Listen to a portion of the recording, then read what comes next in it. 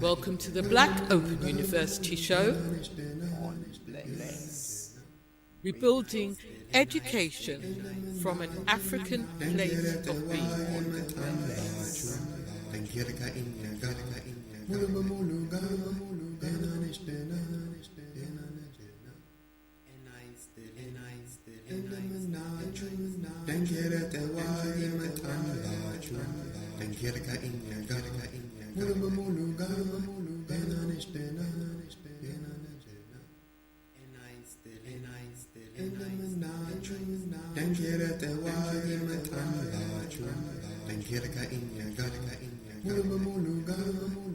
Welcome to the Black Open University show. Rebuilding education from an African place of being.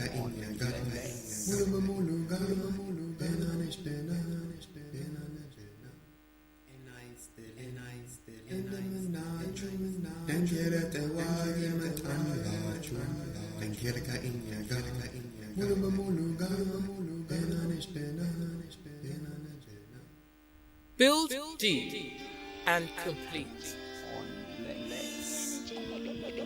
Do you know of the water of life? What's the big idea? What's the big idea?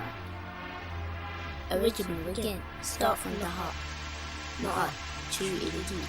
I see, I freeze. Mathematics, matrix, institutes, patterns. 1, 2, 3, uLearnNaturally. Classic. Welcome to the Black Open University show. Rebuilding education from an African place of being.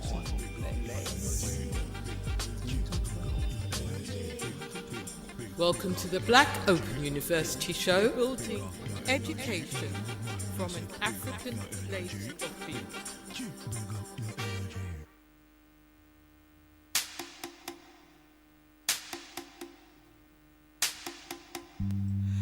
Dip down, dip and down, dip and down. We're in there. Dip down, dip and down, dip and down. We're in there.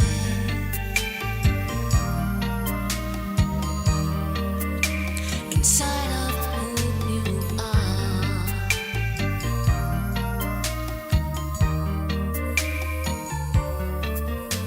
Inside of who you are.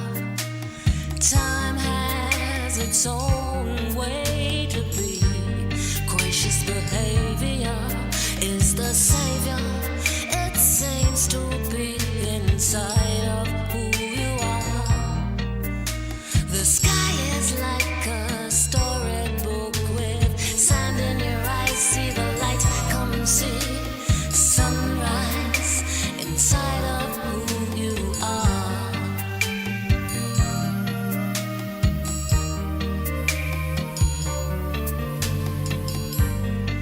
Dip down, dip and down, dip and down. We're in there. Dip down, dip and down, dip and down. We're in there.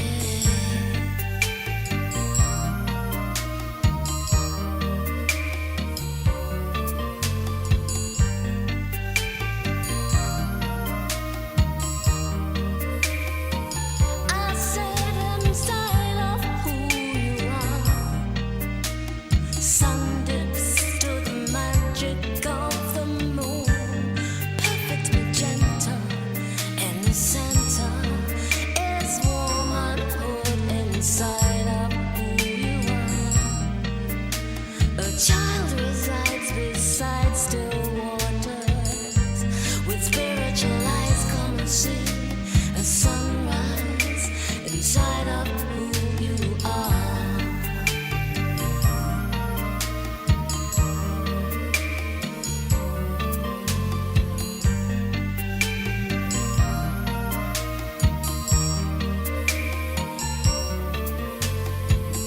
A child resides beside still waters inside of who you are.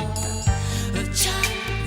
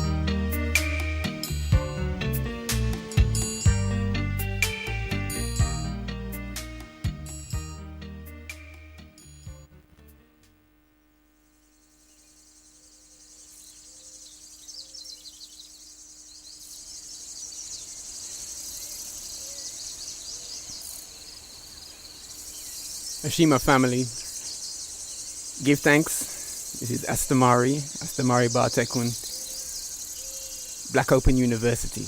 Welcome to another show. We've come to that time. We've passed the transition of the solstice, and moved into the new season very, very nicely. Let me open with our Sehlamta.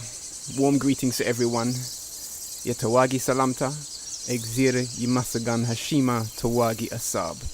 Creator be praised, respect the warrior idea. I trust that we're getting used to the show now.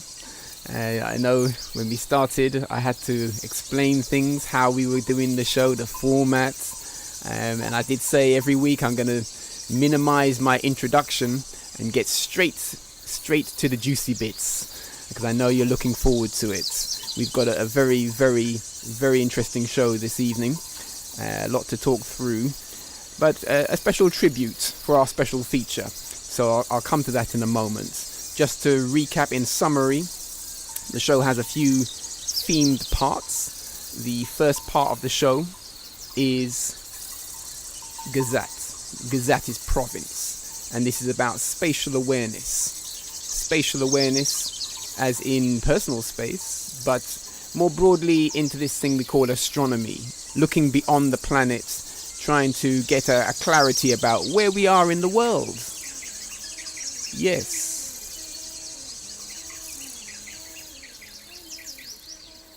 So we will do our normal routine. We'll speak about the moon.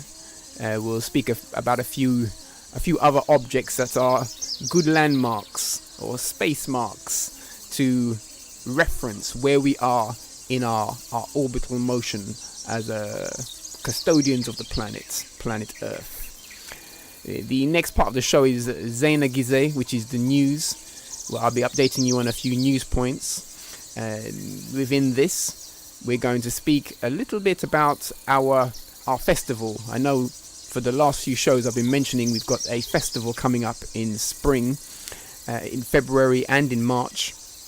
2 Science Week festivals around the advancement of STEM, science, technology, engineering and math. And this is the heart of our show. We are a steamed up organization. We value the cultural arts used to advance the math, the science, the engineering, the technology in a natural way, in a unified way, with a pedagogy that we call unified knowledge. So we'll be speaking about this. Just to recap, those who don't know, unified knowledge is a African-centered, nature-centered, learner-centered, family-centered approach to learning, and it's the anchor of our show. So if you haven't got the code book yet, you should go to our website. There's a few of them, but go to this one, abundancecenter.org/social media, and from there you will see a WhatsApp link, and the WhatsApp link will take you into our space where you can get the guide. We've been putting a lot of things into our WhatsApp forum, so those who are tuned in, give thanks to you all.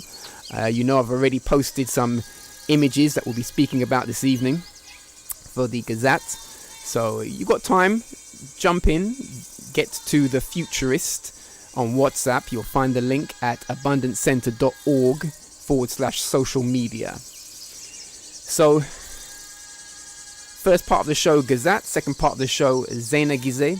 We'll be talking about our festival, and within that, the high altitude balloon project. I'd like to give a little bit more insight to this. I'd like you to hear from some of our team who've been working on that project, and I'll give you updates on this. And also some things have popped into the news today, in fact, which touch on the show we did in the last cycle, the last 7. So when we were here before in show 4, we were talking about the flaws in Attainment 8 and Progress 8, and I was highlighting the issues for this, and it's popped up in the news again. There is talk that white boys of disadvantaged background, which is a technical term, are the worst performing children in the country, and so special measures should be done for them. And apparently a wealthy person who attended a Dulwich school, South London, one of the well-to-do schools, a primary school, secondary school as well, well-to-do secondary schooling, has decided to donate money to those schools. So yeah, there's something to talk about for this, because obviously now the donation is ring-fenced to white boys, and it's kicking up a storm. But it all connects back to what we mean by disadvantage, and a real detailed analysis of the performance of our children, whoever they are. We should look carefully at the whole thing. So anyway, we'll touch into that a bit more. After the news, we have a section which we feature on the weekly activities in our courses. We have 4 flagship courses at the Black Open University.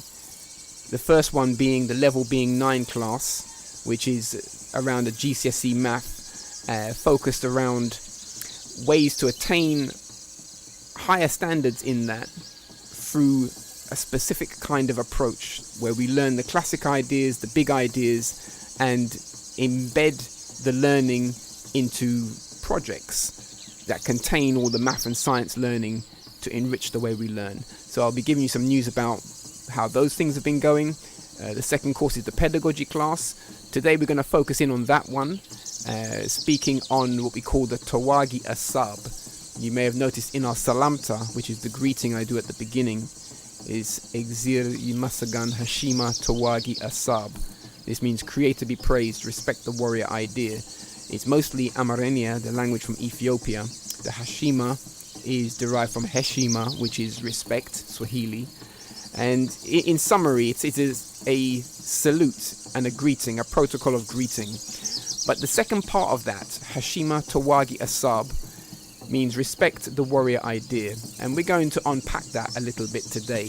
What is meant by that, and some interesting language variations of that. So we're going to focus in terms of our show focus around the core programs at Black Open University. We're going to focus in on that.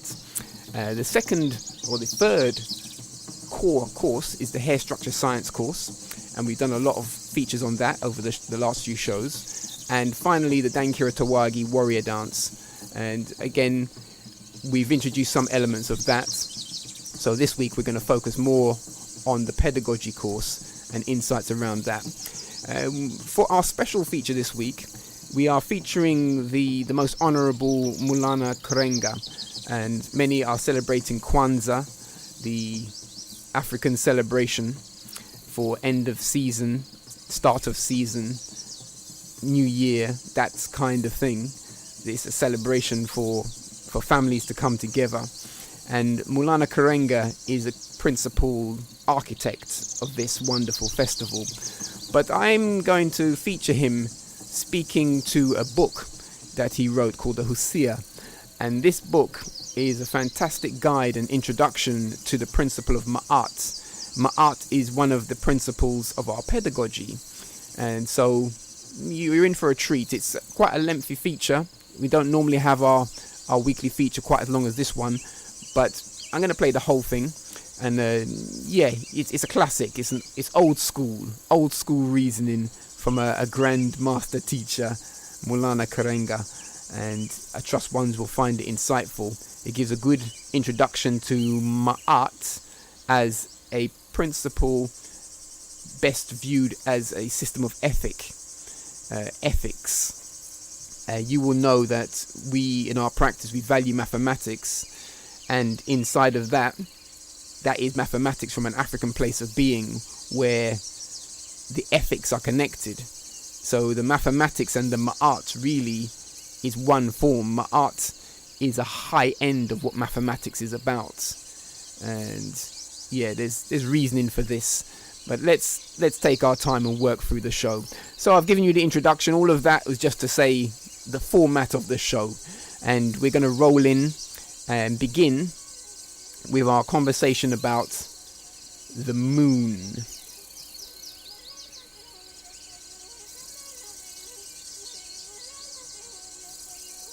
I know you like the African landscapes. Yeah, as I said before, it's good to be in the African landscape, to relax in this place and breathe in a more steady way and enjoy all of the energies that come with harmony with nature.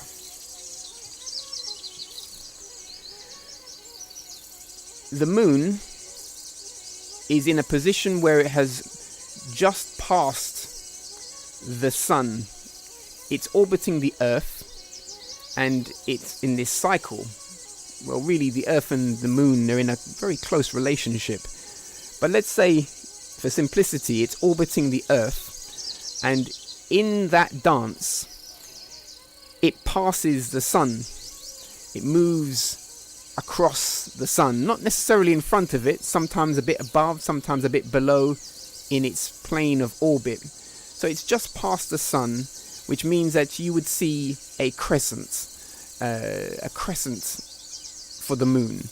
And that crescent over time will start to grow as it returns to that position, which is called full moon. So effectively it's just past, not too long past the new moon, and it's moving around.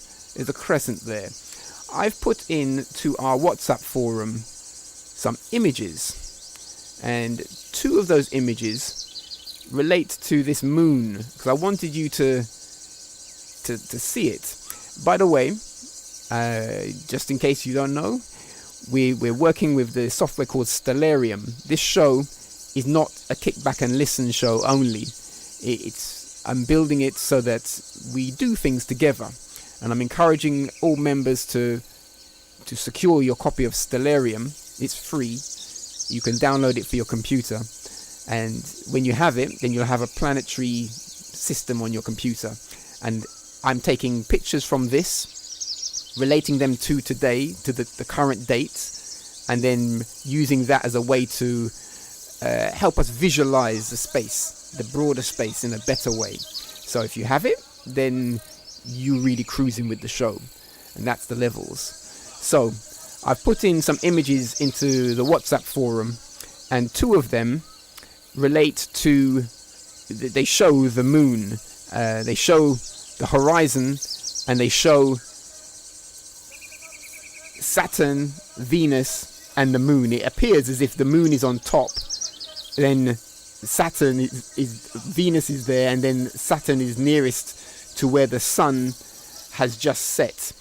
This image is a visualization of today when we were coming to sunset, because just as the sun sets, that is when you're going to start to see the darkness of the sky, which is then when you're able to see the illumination of objects in space. However, it is important to know and to visualize that even in the daytime, when the sun is bright and the sky is blue, apparently, really, all stars debout. And if you could dim the sun, you would see the stars, as happens occasionally with eclipses. So, in the images I've put forward, there's two images where you'll see one is with the sun in full illumination, which then blots out all the background. You can still see the moon, but after that you have the one where I've dimmed the sun so you can see the stars that would be behind it. That obviously is not something that you're going to see in real life, but when you do see these things, it's important to visualize the reality behind it. And the reality becomes clearer as the sun appears to set and we enter the shadow time. Observe the way that the stars appear to appear. They're not just turning on, obviously. They are coming into clarity because the glare of the sun is not upon us. So anyway, these are things that can help one's visualize what you call the complex domain, space, the environment. There's a lot going on. So That's two of the images there. And if you flick through them, if you flick back and forth, as I'm doing now, you'll see with the glare, you only see the moon. When it's off, you see everything in the background. Okay, so that's one thing. The moon is about 7% illuminated. As I said, it's crescent, and it's waxing, it's growing in illumination. The illumination is from the sun. Okay, I've got a couple of other images just under the Gzat theme, and the main object at this time of year in the night sky is that the arrangement of stars termed as Orion, termed as the Hunter. This constellation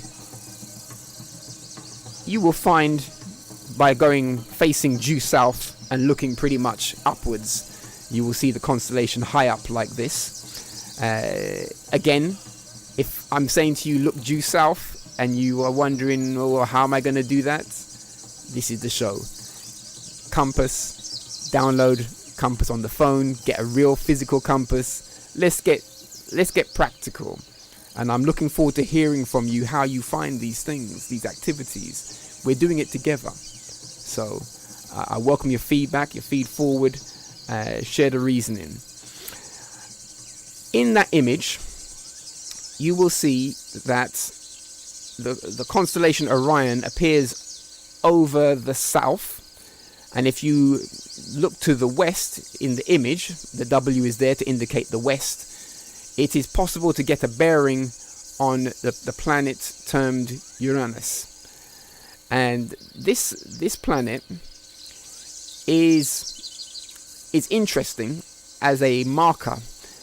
There is another image. That image is one that shows all the planets in near to the sun and their orbital path. It's a different kind of image. The first ones were a view from the Earth looking out. This one is like a view from outside of the solar system looking at the solar system. And inside it, you will see the sun in the middle of these ellipses. And you will see the nearby planets around the sun and on their paths. You'll see the Earth. It's labelled. You'll see that. But also I've put it in such a way that you can see Uranus as well. It's distant. It's far. So between those two images, the first one, where your view is like you're standing on the Earth looking out at the planets, and then this view where you're outside of the solar system looking at everything, between these two views, with a little reflection, you can start to really perceive your bearings for this. That's two important reference points, and we're going to do this kind of thing regularly. You may think you just don't get that. It maybe is making no sense at all. Perhaps take time, get your tools. You need the software, Stellarium. You need the compass and determination, of course. Anyway, this is Gzat. Gzat is a reasoning like this. Astronomy, the most ancient and noble of sciences, of course. And let's go. Let's move on. So we're coming to the second part of the show. I want to talk to you about the news.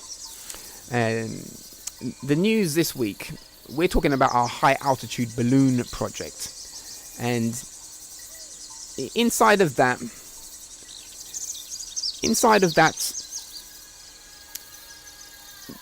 what I'd like to share with you is one of our staff members, a new staff member, a young lady called Lisbeth. English is a second language for her, and she's a brilliant science student doing work placement with us. She's completed that now, and we recorded this a little while ago. But in this commentary, she's just introducing the project and some little details about the project. So I want you to hear from her and get the feeling of what our high altitude project involves. Then I'm going to unpack it. But in simple terms, we're going to launch a balloon, a weather balloon. They're called HABs, high altitude balloon.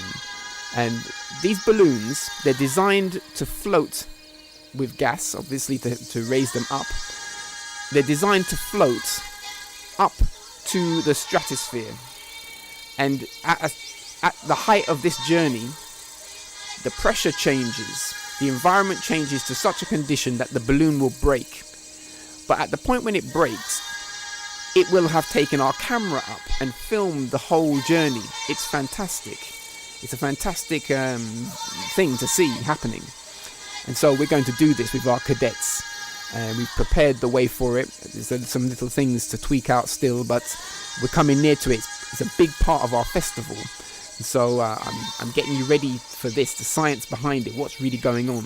This is how we embed advanced learning for the math and science to make it accessible for children, by engaging us into very, very profound projects like this. So the balloon will rise to a point, it will break under a certain pressure and return to the earth. We're going to set a tracking device on the balloon so we can follow where it goes. The wind will take it, obviously. When you put it up in the space, in the air, the wind will take it off. And ideally, it's not going to take it into the sea, but it's possible. So ideally, it's going to keep it on land. And when it breaks, it's going to land on land. And then we're going to collect it with our tracking device, radio transmitter, GPS. And so obviously, our cadets have to learn about those things as well. And it's fun. It's too much fun. It's too much fun. Okay.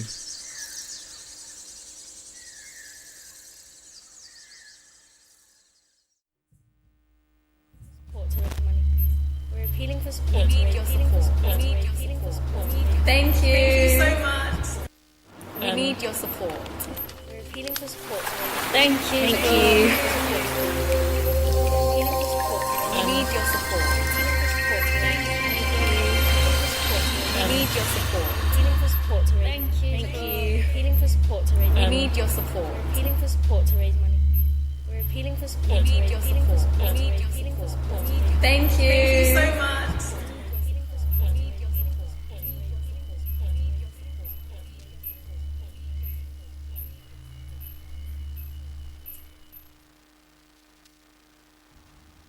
Build deep and complete. Welcome to the Black Open University Show On Bless Radio. My name is Lisbeth and I'm a science student in a local college. I'm doing work experience with over 18 members in Abundance Center. My team is helping the cadets of Black Open University.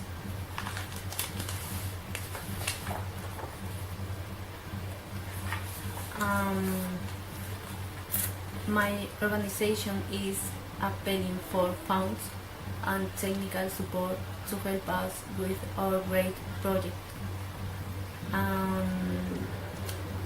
I'm going to share my experience in this project. So at first I thought it was going to be boring, but as we were getting along and we were getting deeper, I found it interesting and even enjoyable. Build deep and complete. Welcome to the Black Open University Show On Bless Radio. We need your support. We're appealing for support. Thank you. Thank you. We need your support. We need your support. Appealing for support to raise. Thank you. Thank you. Appealing for support to raise. We need your support. Appealing for support to raise money. We're appealing for support. We need your support. We need your support. Thank you. Thank you so much.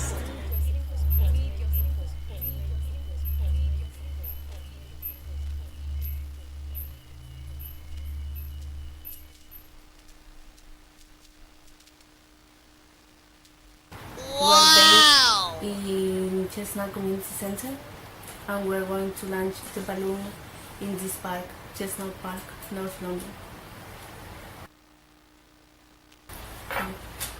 Voy a hablar sobre el globo en sí, y se trata de un globo que pesa 600 gramos y que va a contener helium, porque el hidrógeno es más peligroso que el helium y vamos a utilizar ese gas. Entonces vamos a necesitar 660 cubic feet para llenarlo. Lo hemos comprado y lo hemos encontrado en eBay y no ha sido tan costoso, y el paracaídas va muy económico. So the balloon is the most important piece of all. It weighs 600 grams, and we are going to fill it in with helium, not with hydrogen, because hydrogen is dangerous for us. Helium is safer.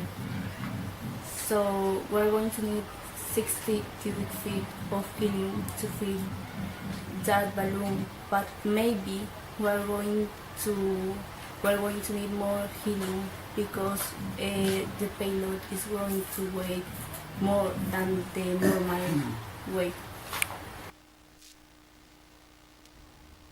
Build deep and complete. Welcome to the Black Open University Show on Bless Radio.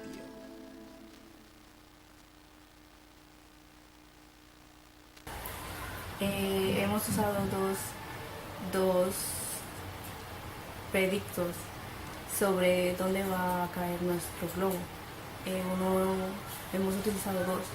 Uno de ellos es de la Universidad de Cambridge y el otro es de la Universidad de Southampton. Y en los cuales, así muy brevemente, hemos puesto la fecha, la hora, en el lugar donde lo lanzaremos y qué tan lejos queremos que llegue. Okay. We used two predictors to know to predict where it's going to land our balloon. The two of them are universities based. One of them is from Cambridge University, and the other one is from Southampton University. So both of them, we need to specify where we're going to land to launch the balloon, the time, the type of gas, and the bar's altitude. So this one is the Astra High Altitude Balloon Flight Parameter. This is from University of Southampton.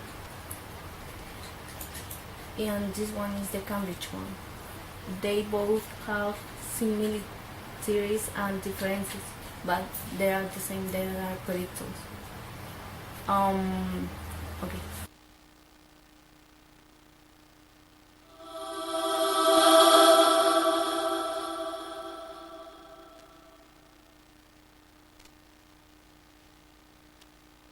We are going to have an outer bag that is going to contain our two payloads. Payload one is going to have the things like the camera, the sensor, the transmitter, and the tracker. And inside of payload one, we are going to have payload two, in which we are going to test a battery system.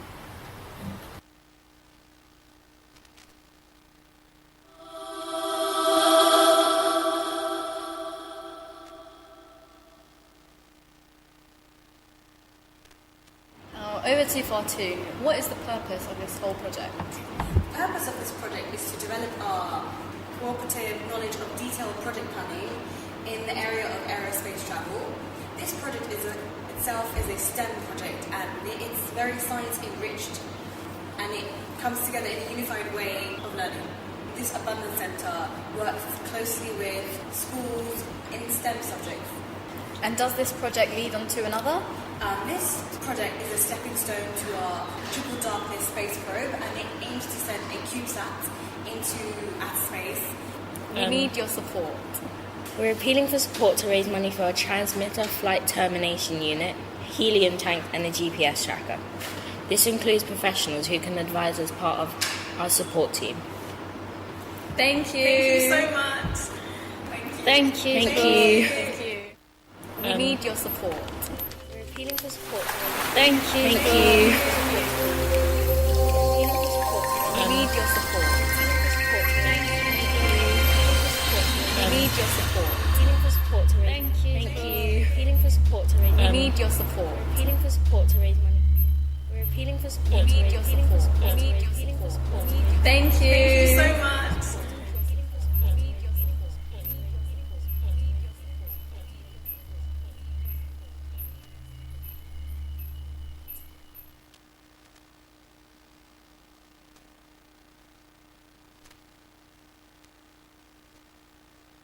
Build deep and complete. Do you know of the water of life? What's the big idea? What's the big idea? Original again, start from the heart. Not up, too deep. I see, I freeze. Mathematics, matrix, institutes, patterns. 1, 2, 3, uLearnNaturally. Classic. Welcome to the Black Open University Show. Rebuilding education from an African place of being.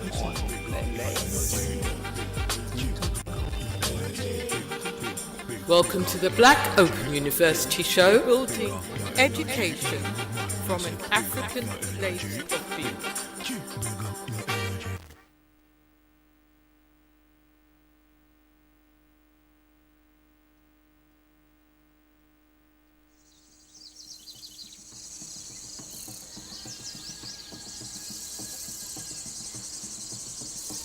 Yes, as you see, we have quite an in-depth kind of project.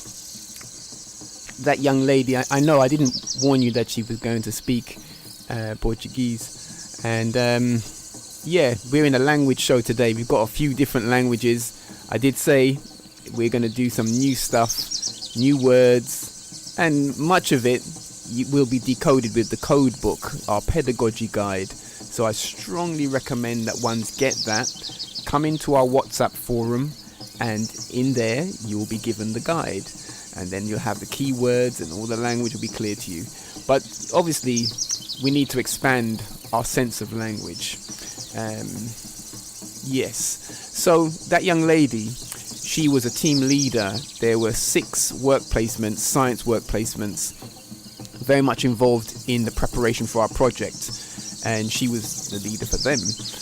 She did very, very well. So, and she was very courageous in coming forward in terms of presenting the project and some of the things that we were doing. She was speaking about tracking software from Southampton and Cambridge University that we're using to track our balloon, and some other technicalities like this. And all the nitty-gritty of that boils down to various kinds of math and science that we integrate into the curricula for the GCSE math, and it's a wonderful thing. So that's news, a little bit of news, a little bit of a heads up to the fantastic thing which is our high altitude balloon project.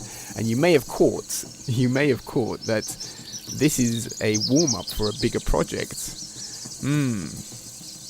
The triple darkness space probe. Yeah, we're CubeSatting, and I'm very pleased that Ethiopia has launched in China its own satellite, a first for Ethiopia. Fantastic news. We love those developments. So yeah, a lot of things are happening. Let's stay in tune with the space developments. Okay, I did say there was a little piece of news regarding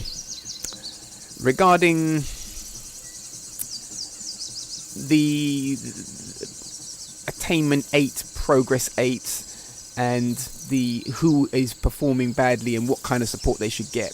And so this thing has come up in the news, which in a way to me when I hear commentators speaking about it, I feel a sense of pleasure in their voice that now white boys are deserving of that some special support and attention, and that is an opportunity to big up the identity, white identity, in a certain way, to care for these ones that need support.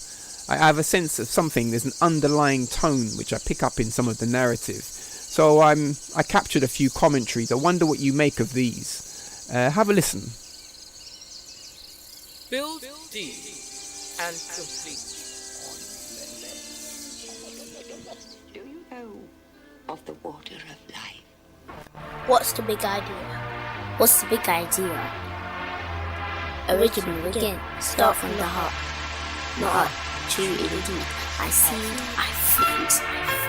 Mathematics, matrix, institutes, patterns. 1, 2, 3, uLearnNaturally. Classic. Welcome to the Black Open University Show. Rebuilding education from an African place of being.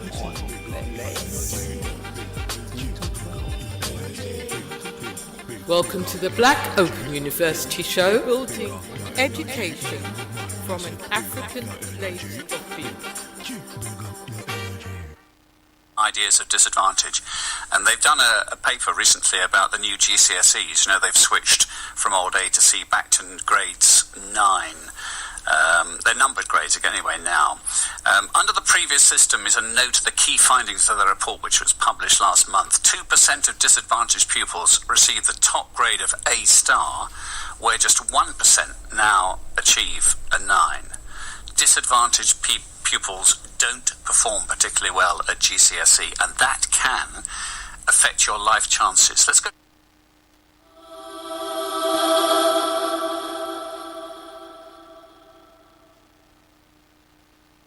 But back in the 80s, when I was deciding on secondary school, or my parents were for me, it was almost an acceptance that there is going to be that level of discrimination, purely because what they would have experienced being first generation in this country. But because presumably they experienced more discrimination, racism than you have, did they? Oh, absolutely. And that was because of a perceived social class? Yeah, absolutely. And I think because they experienced that, it was how they instilled, as you say, that drive and that mentality in their children. I'm not saying through, it wasn't through forceful methods. It's about prioritising education, isn't it? Yeah, absolutely. And that's what I think Asians, and I can only speak in that circle because that was what I was familiar with, but the drive in sort of particularly British Indians and was that, we do not want our children to do the works and well, that is borne out what you've said there, and British Chinese children as well. That's borne out in their results in that GCSE attainment measurement that the government has.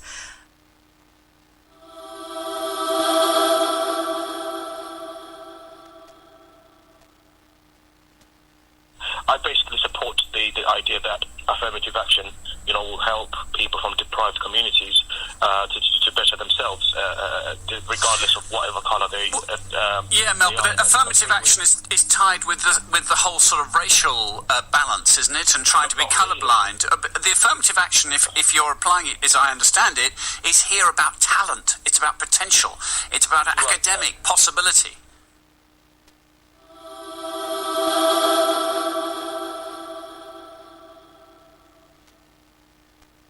I hope this Dulwich school gets slated for turning the money down, white, black, whatever colour. Just get on with life. Surely we can all live together without bringing ethnicity into it, says John in Market Drayton. This is...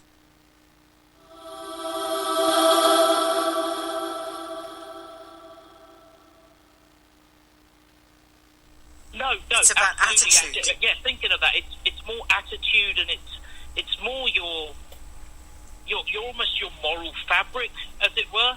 Again, I'm not passing judgment on anyone else, but it's almost the way you have been brought up, and it's the culture, small c culture in your head and in your home, isn't it? Yeah, absolutely, and I think we're getting away from the fact that it's regardless of whether you're white, black, whatever culture you or background you're from.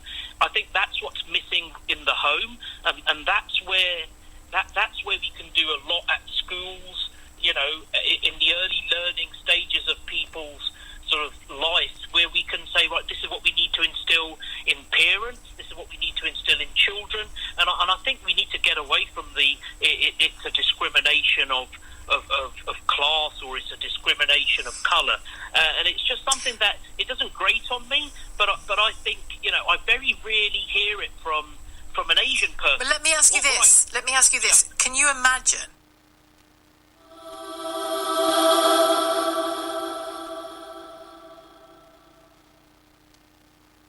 We don't want that. We want a fair system per child, per person who's allowed to be in this country. Let's stop sharing. Let's stop saying... Yeah, but that fair system is provided by the government of the day through the education system. This guy wants to go a little bit further, and it's his money. Well, that's not fair. Because he's judging it not on what he thinks. He's judging it actually on colour, which we're going back almost to a South African idea. God's sake, what's going on? We're talking about youngsters, all capable, and we need to teach the white children, if they're not that advanced, we need to teach them more so they can appreciate. Well, that's what he's trying to do, isn't it? He's trying to give an opportunity to some poor white boys. No, the government should do that. The government should do that. Of course it should. That's what the government's there for, to share out the money we pay over into our taxes and God knows what else, or parking fines. No, seriously, the money is there. It should be spread.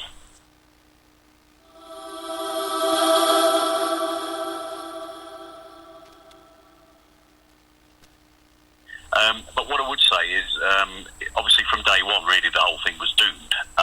He could have perhaps gone and made a donation to a school in an area where there was, if that's so inclined, to a lot of white kids. Well, they're his schools, I think, Chris. That's the point. He went to these two places. He says he's been involved with them. For all I know, he's given money to buildings and Lord knows what else besides. But this was a particular gesture, and it's only hit the news because, of course, it was rebuffed. Yeah, I mean, if he'd gone to, say, for example, Chester, where I live, which is heavily white, he could have probably approached quite a few schools there by and saying, I'd like to fund somebody to get a scholarship to whatever college it is, Dulwich, and would you have candidates suitable, and done it that way. I mean, putting it the way that he put it to the colleges, it was never going to get by, because the colleges really hadn't any option, in my opinion, but to refuse it. But what... Build deep and complete.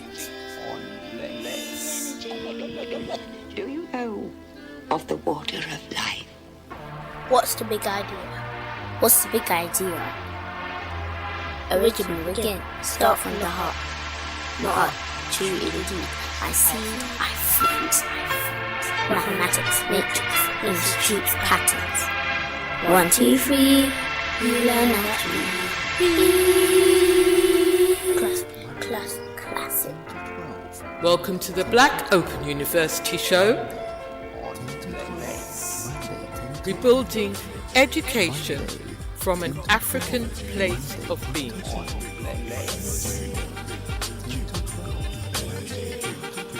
Welcome to the Black Open University show. Building education from an African place of being.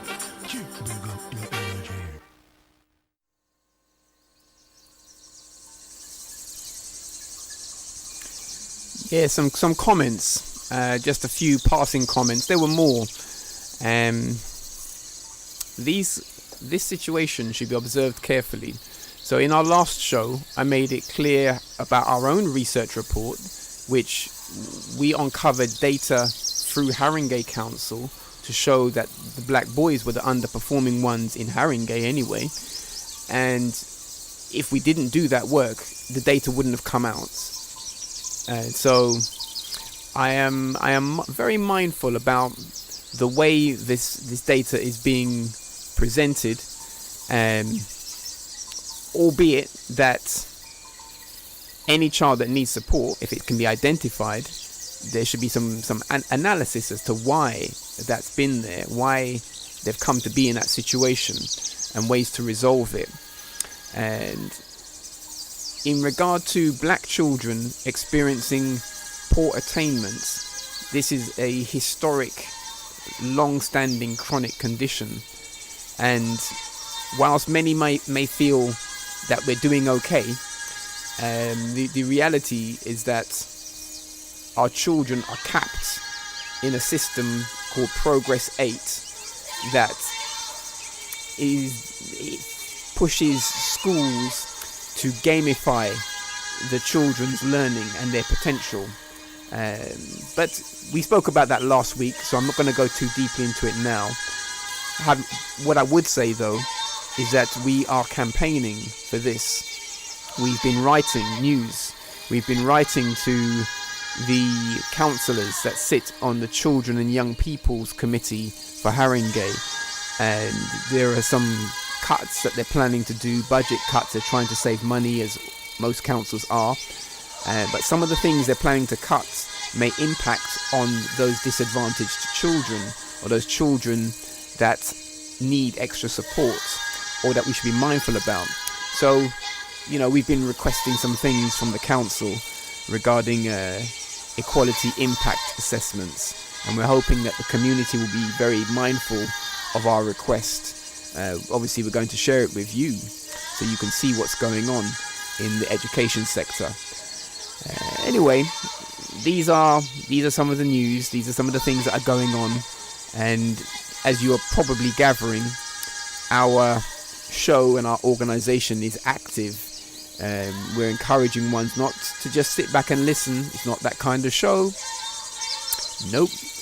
It's an activist show. It's a show to be active.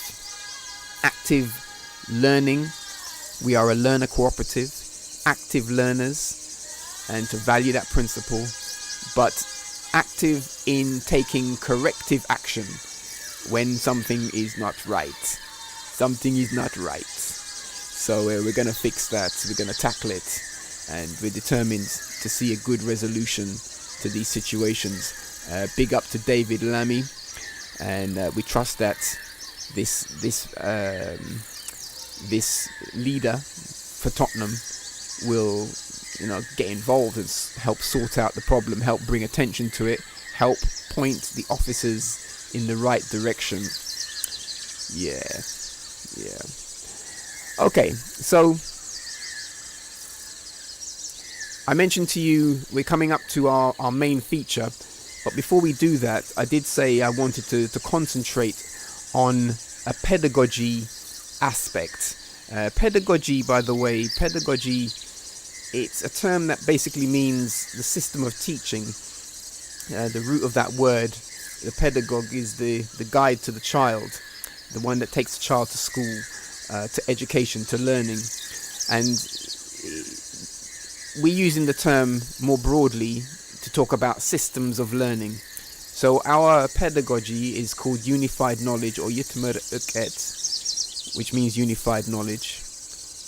The guide, the code book I've mentioned, the guide to our pedagogy, which you can get through our WhatsApp forum, number 07930501777. You can tune in to our WhatsApp space through that and get the guide, and it will explain how we explain the pedagogy. So there's 3 sections. There's the culture of the pedagogy, the culture of the approach to learning, Pan-African, Kemetic for classic reference. There are the objectives, with which there are 6 objectives, and then there are what we call principles, processes and protocols of the practice, which are the ways that you achieve the objectives within the context of the culture. This is all explained in our guide. So one of the principles that we use in our pedagogy is called Tehwagi Ahsab. Tehwagi Ahsab means warrior idea. It's Amarenia, it's the Amharic language, Tehwagi Ahsab. It's a statement. It's a philosophical statement. It's a statement of contemplation. It's a statement designed to form another point of agreement for people in practice. I'm going to say the statement, but I've also got some other language variations of it.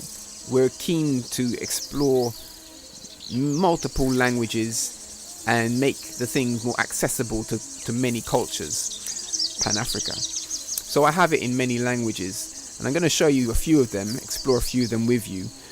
For our cadets, when they learn this statement, which I'm going to say in a moment, then the fact that they know the words opens them up to learning the other language, because they know the words that are being said, even if they don't know the language. So it's a key, it's a gateway in. And so we're developing a multi-language learning pathway with this thing. But it serves many functions. Tehwagi Ahsab. The warrior idea is the thoughts and perceptions of the warrior's mind, forming clear desires, intentions and plans for the establishment and maintenance of peace throughout their province.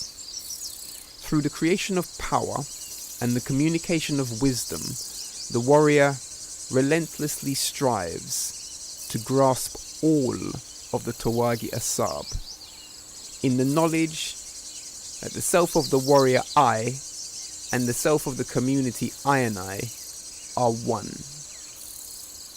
Exir Yimasagan Hashima Tehwagi Ahsab. Creator be praised, respect the warrior idea.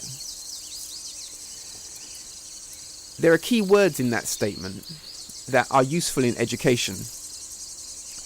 The three that I pull out first for our young cadets is peace, power and wisdom. Peace, power and wisdom. So in a simple way, that's what the Tehwagi Ahsab is about. Peace, power and wisdom. So we learn the reasoning, the statement, we learn the words. I mean, what does communication mean? What does creation mean? What does province mean? Community, self. There's language in there. And these things need unpacking. So we unpack them. And we come to know these important words that are embodied into this idea. But obviously a word on its own is different to a phrase or a combination of phrases and sentences. So when it comes together in its totalness, what does it all mean? Okay, so that's the contemplation. And we could be here just reasoning on this. In fact, we will have a show where the show is simply focused around the Tehwagi Ahsab and reasonings around that. But I'm not going to go as deep in it today. It's an introduction. It connects to the Husia, which is the book authored by the Honourable Mulana Karenga, where he's speaking about the ethics of art and the African voice when speaking about self-identity, culture, community, the purpose of I. There's a distinction. You will have noted in the clip I just played, where the commentators, the radio presenters were speaking to people, and there's a strong desire not to engage identity, culture, kinship into any part of the problem. And there's a problem with that, because identity is evidently part of the mix. There are several things that make me kind of cringe when I hear these commentators speaking about it, because they play with the listener's ignorance to a proper definition of racism. They play to that, and so you'll have people calling in and saying things like, basically, can't we all just put race aside? But there's a history that race hasn't been put aside, and the power structure that makes racism to have its identity hasn't corrected itself, is not correcting itself. It's a power structure, and people benefit from that, and people are damaged by it, and that's the reality of it. So you can't set aside the identity issue. The other thing that makes me what does it do? It makes me concerned. The thing that makes me concerned, amongst other things, is when it's made to, these issues are presented as a colour issue, and so the problem with someone's colour, like a black person has a problem because of their colour. This is a classic lyric, a classic idea that black people are having a hard time because of their colour. This is a completely wrong perception of what's going on. The issue in racism is not about black people having a problem with their colour. It's about Europeans having some issues in themselves with the melanated beings on the planet, and doing things in such a way that they are systemically failed in their systems, be it education, health, economics, politics, war, religion, and so on. I mean, it's facts. I'm not hyping anything. It's a fact. And so the issue with these commentators is that they keep that false perception of it bubbling, and then members of the community jump in and feed it forward. Different communities feed it forward with an ignorant view of what racism is. So it's just confusion. Anyway, we're getting to that. We're getting to a show about racism. We have to tackle it, and yeah, it's a big one. That's a big. Ooh, yeah. So we'll get to that, but I just wanted to highlight that it's critical that ones have a clarity when listening to these kind of shows and the commentary that comes up. Also to note that in these shows, the people who come on to speak as guests, the community who come to say what they have to say, they're vetted. Obviously, you must realize this, right? They're vetted to make the show. They're not trying to have really a reasoning to balance out a reasoning as such. They're making a show, and depending on the presenter's perspective, they will bring in certain kinds of people who call in. They will cue them in a certain way so that they can get the argument in the right position as they define it. That's a power. That's a power. And when that power is exercised over the media and it blots out certain kinds of reasoning, then even that is an act of racism. If it blocks out a clear analysis that culture, race, insecurity about melanated beings is at the heart of the issue, albeit I would argue that for you. If the media blocks it out with its power, then that is an institutional racist power move. But people like to think racism is just cussing bad words at people, or back to the monkey chants at the football matches. No. This is not. Racism is far more subtle than this. And people who jump up and say they've not been experiencing it, well, how are you not experiencing it? Okay. Anyway, this is not my point right now. We're coming forward with more to do. So, Tehwagi Ahsab, warrior idea, peace, power and wisdom at its core, in multiple languages.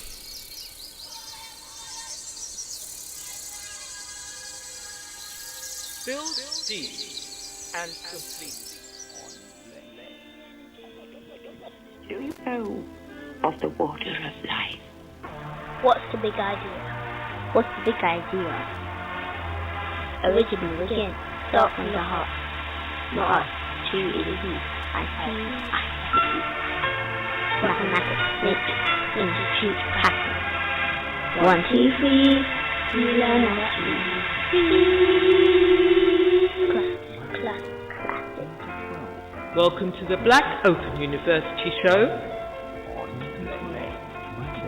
Rebuilding education from an African place of being. Language is coming up. Brace yourself. Welcome to the Black Open University Show. Building education from an African place of being. Shujaa wazo. Huyu shujaa wazo ni haya mawazo na matazamio ya huyu shujaa kimawazo kujitengeneza sahihi matamanio, nia na mipangilio kwa huu uanzishaji na matengenezo ya amani hadi lao jimbo. Kupitia huu uumbaji wa nguvu na haya mawasiliano ya hekima. Huyu shujaa hachoki kuminyana ili akamate zote nguvu za Tehwagi Ahsab ndani ya ujuzi ambao huyu mwenyewe wa huyu shujaa mimi na huyu mwenyewe wa hii jumuiya mimi na mimi ni wamoja. Muumba na asifiwe. Hashima huyu shujaa wazo. Asante sana kaka Stamari. And if you introduce yourself as well. Mimi ni Amina Waziri wa Sema Soma Sikia Swahili class.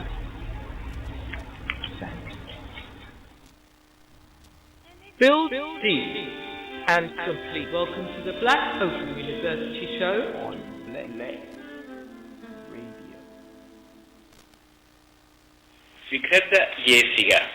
fikradda geesiga waa fikrado iyo fahmid ku jira maskaxda geesiga aniga kuwaasoo abuuraya rabitaan go'aan iyo qorshe cad oo saldhig u ah bilaabidda iyo sii xoojinta nabadda geesiga aniga dunidoo dhan abuuridda awoodda iyo soo gudbinta xigmadda geesigu aniga kama quusto wuuna xajistaa fikradda geesiga dhammaanteed sababtoo ah geesiga aniga iyo bulshada aniga waa hal mid abuuraha ayaa ammaan leh xushmee fikradda geesiga.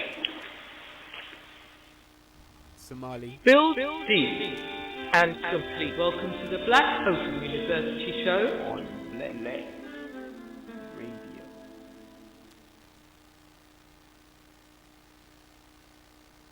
ተዋጊ ሐሳብ ተዋጊ ሐሳብ ማለት በተዋጊው እኔ አእምሮ ውስጥ ያሉት ሐሳቦችና ግንዛቤዎች በእነርሱ እኔ ግዛት ሰላምን ለመመስረትና ለማስፈን ሲሉ ግልጽ ፍላጎቶችን አላማዎችንና እቅዶችን የሚያወጡበት ነው። ጥበብን በመግለጽና ኃይልን በመቆጣጠር ተዋጊው እኔ ያለምንም ምረፍት የተዋጊ ሐሳብን ጥልቅ ምንነት ለመረዳት ይጥራል።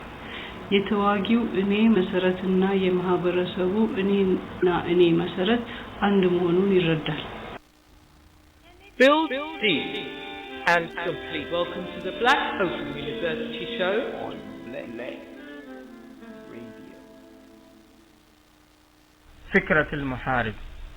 فكرة المحارب هو أفكار وتصورات الذهنية المحارب في تشكيل واضحة رغبات والنوايا وخطط الإنشاء وصيانة السلام في جميع إنهاء أقليمهم من خلال إنشاء السلطة والاتصالات من الحكمة.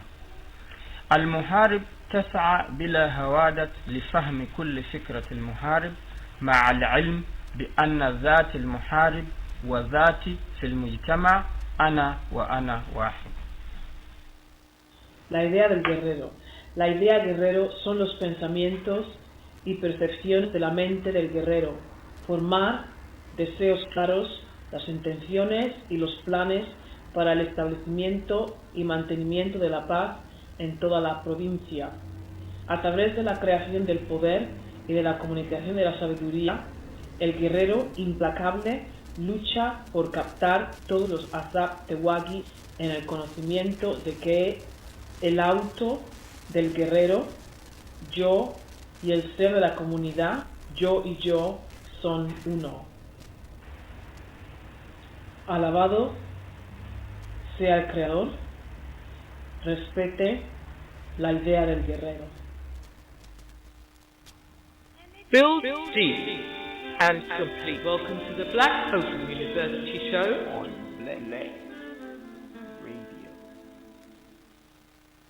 Wazo la shujaa. Wazo la shujaa ni kusanyiko la mawazo na matazamio ya huyu shujaa, hujitengeneza sahihi, matamanio, nia na mipangilio kwa uanzishaji na udumishaji wa amani katika jimbo lao. Kupitia huu uvumbuzi wa nguvu na haya mawasiliano ya hekima, huyu shujaa hachoki kuminyana ili akamate na nguvu hii Tehwagi Ahsab katika ujuzi ambayo huyu shujaa mwenyewe na jumuiya yenyewe, mimi na mimi ni wamoja. Build deep and complete. Do you know of the water of life? What's the big idea? What's the big idea? Original begin, start from the heart. Not us, too easy. I see, I feel. Mathematics, nature, institute, pattern. 1, 2, 3, uLearnNaturally. Classic. Welcome to the Black Open University Show. Rebuilding education from an African place of being.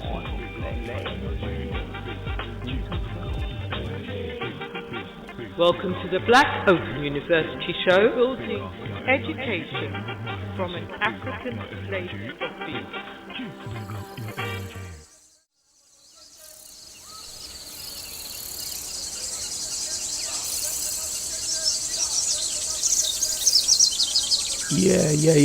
Yeah. So, you see, we're in with the languages.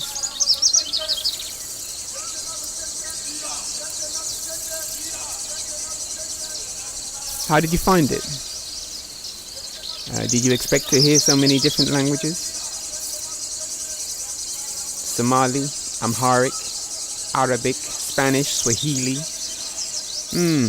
Yes, this is how we need to develop the learning.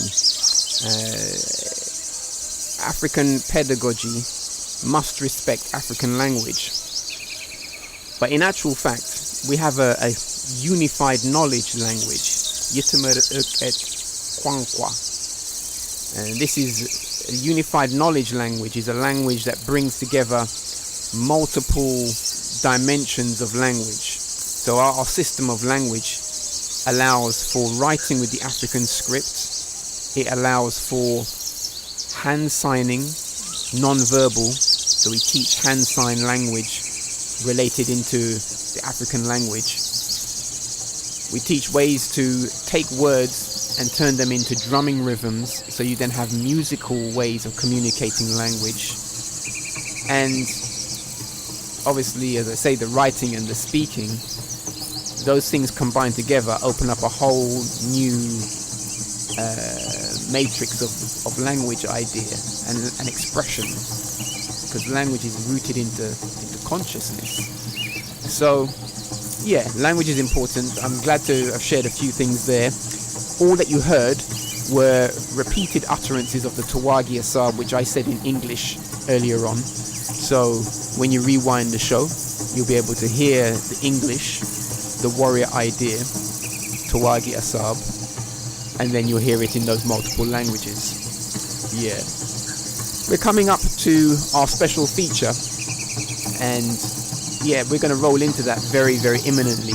But just to seal up on the language, we have a value for classic language, be it Kemetic as a classic language, So we're using keywords like ma'at, which the main feature is going to speak to this word ma'at. But there are other classic languages, and the Ge'ez is one that we value highly in the Black Open University, Schools of Unified Learning, and we big up the ones who have helped us to get even the smallest grasp of some elements of this. Ge'ez is a classic language, like Latin is a classic language, and it sets up a different vibration, a different kind of clarity in reflection upon reflection of the language and delivering utterance with it upon whatever you're talking about. So this is why all the science, the math, law is rooted into Latin, classic language, and those knowledge pools, domains, they default to Latin. Where Europe is in charge, they default to Latin, and yeah, there's a reason. Classic language has a special resonance and commands a certain kind of respect. So in Ethiopia it is Ge'ez, 2,000 plus years. Obviously there are ones there that hold it as original language of the earth. You know, there's a lot of reasoning for this. So let me share with you the Tehwagi Ahsab in Ge'ez.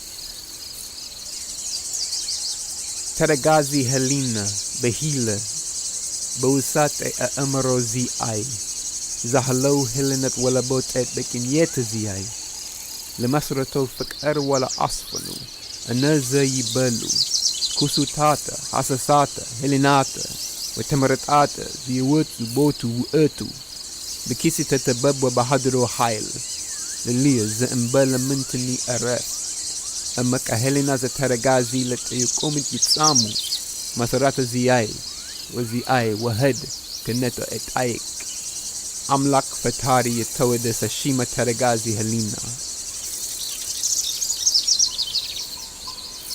It's such a beautiful thing. Anyway, time is moving on. Tehwagi Ahsab, the warrior idea, it's the philosophy for our pedagogy.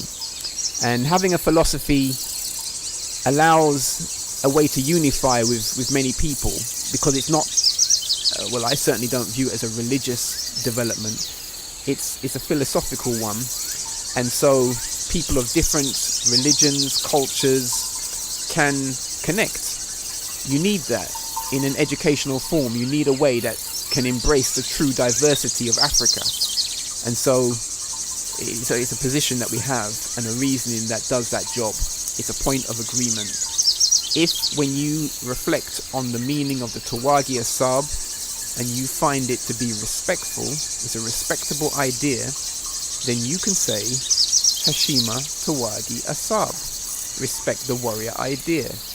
And if you meet someone else who has also studied the Tehwagi Ahsab, and they also find it respectful, a respectable idea, then you've got immediate points of agreement which you can build on. Okay, we're coming to the Husia, the one, the mighty, honorable Maulana Karenga, the one who founded the principle of Kwanzaa as an organized festival for these times, helping to reconnect Pan-Africa to itself, to its own mind. Wonderful. I would say that it is a wonderful thing to gather and celebrate, and I know there's many Kwanzaa celebrations happening now.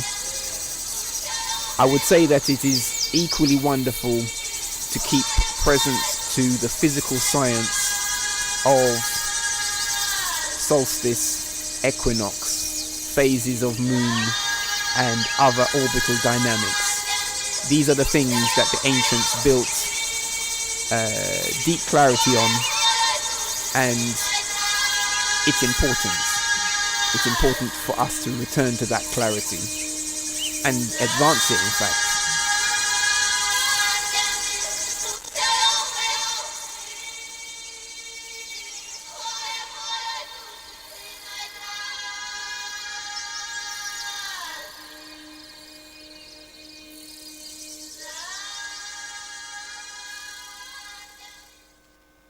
DM Hotel. I'd like to say thanks very much to Brother Hosley and Sister Ratchabisha for such a glowing introduction. I am indeed humbled and I'm appreciative of their recognition of what I'm trying to do. And if I touch lives, then that is my reward. I am honoring the formula that Brother and Dr. Jacob Carruthers says is the formula for reciprocity, that is DF he gives life, and therefore we are obligated to return what we can to make the world a better world. I bring greetings from the Institute of Pan-African Studies and my other organization, US, a child of the fire and the audaciousness of the 60th, which just celebrated its 21st anniversary this month. We say, welcome, you found your family in a peaceful place, and we stand in the ranks of those who dare to rescue and reconstruct our history and humanity and shape it in our own image and interest. Tonight I would like to talk about Martian spirituality and ethics. Of all the things that Kemet has given the world, the calendar, art, literature, math, astronomy, and so many other things, nothing is more important than its gift of spirituality and ethics, which are expression of that spirituality. What do I mean by spirituality? I mean a profound emotional and rational appreciation for the transcendent and for the highest values of humankind, and then a build deep and complete. Welcome to the Black Open University Show. That which is beyond. That which is beyond what we see in front of us, that which is beyond our small selves, that which is even beyond us as a people, the transcendent, the highest values of humankind, that which recognizes our ascendant possibilities and gives us a roadmap to reach them. And ethics, what do I mean by ethics? That which is inherent in spirituality and which at the same time contains spirituality. Ethics has two meanings. First, it's a system of morals, standards of right and wrong, of worth and obligation.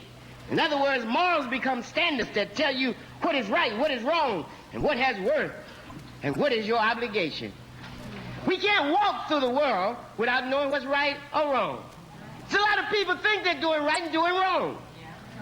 That is why it's important for the European to establish culture hegemony, dominance in views and values, so he can dictate wrong as if it were right and make people swear they're doing the best. In fact, when people saw The Color Purple, they were viewing it with standards that were supposed to be right, but on closer inspection turned out to be wrong. It was a self-destroying, self-destructive exercise. And so much so that black people didn't even realize in many cases that it was happening. I'm talking about having a standard of your own, regardless of what the Europeans said. But you say, well, Marlon, I was thinking when I saw it, if you like it, you understand what I'm saying? You say, I saw it and I liked it, I got a mind. What is this?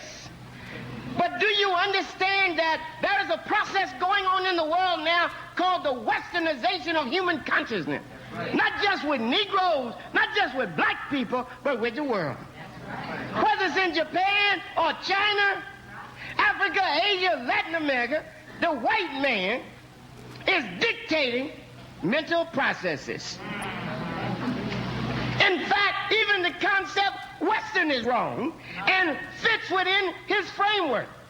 To call the white man the Western man is to eliminate the Indian, the Hawaiian, and 00 soul. We in the West.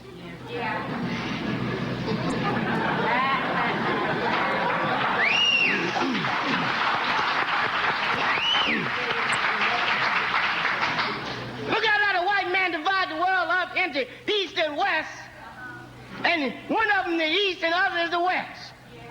Now look at him calling the other white man, the Russians, the East. What's going on with the rest of the people in the East? Without a standard of what is wrong and right, without a standard of what is of worth and value and without a standard that dictates obligation.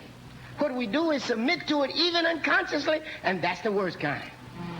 And in the area of spirituality and ethics, we have not always been right.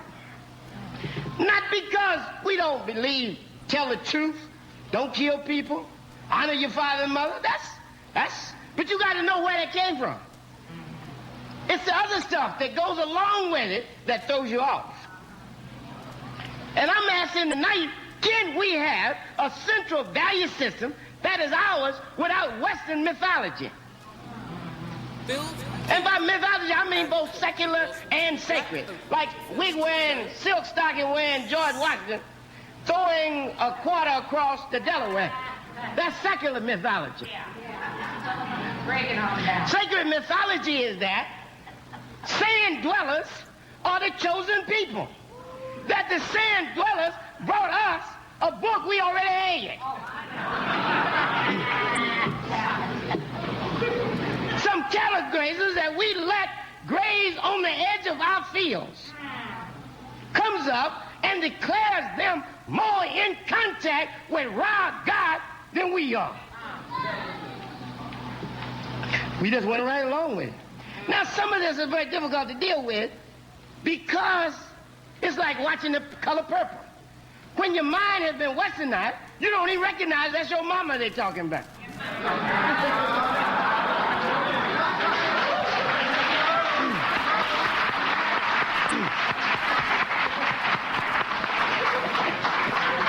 You don't even recognize, listen, you don't recognize that is your brother and father they're talking about. In fact, that's you. And that when they had a clip from The Color Purple on television every night saying that a prototypical West African looking woman called Whoopi Goldberg was ugly, they were talking about you. You got to realize that. You also got to realize that there's no great honor in savages in the black man. Because if the black, there's a dialectic here. Because if the black man is a pimp, then the black woman is a hoe. Since that's who's pimping and she's hoeing for him. So we got to make up our mind what we want to do. If the man is a brute, we're a brute lover, says the sister. What are you into bruteism for? We got to be honest about what's going on here. You understand? And I'm doing this prefatory little introduction because without laying the groundwork, what I say won't have the same effect. The African proverb says no matter how well a house is built, how high it's built, it's got to stand on something. What I'm trying to do is lay down a foundation. So you can see the importance of not walking in the pale shadow of the oppressor. You'll never really accept ancient Egyptian spirituality, never really accept the totality of your culture until you actually have a rupture. Mentally, culturally, and emotionally with the dominant society. And that means on all levels. Do you understand that? It is embarrassing for people to believe they're the first people. And then they existed thousands and thousands of years before the coming of the white man. And they believe God never said nothing to them. And if he did, they can't remember it. It's not a preacher you know that don't claim they have a word from God. Is that fair to say? And if he got a word for God now, why didn't the ancestors do it? And if they got it before the sand dwellers, why do we need the sand dwellers to tell us what our relationship with God should be? What I want to do is just run over some things that are going to sound familiar to you, but they are thousands of years older than the source you're familiar with from which they come. I want to talk ethics, okay? And I think ethics are important. Dr. Bishop mentioned that I was going back to school to get my second doctorate in ethics. Why is that? I mean, why don't I just be satisfied with my own laurels? You understand what I mean? Because I'm never satisfied with myself. Because I take my teaching serious. If I say I'm in the image of God, there's no limit to what I can do and what I ought to do.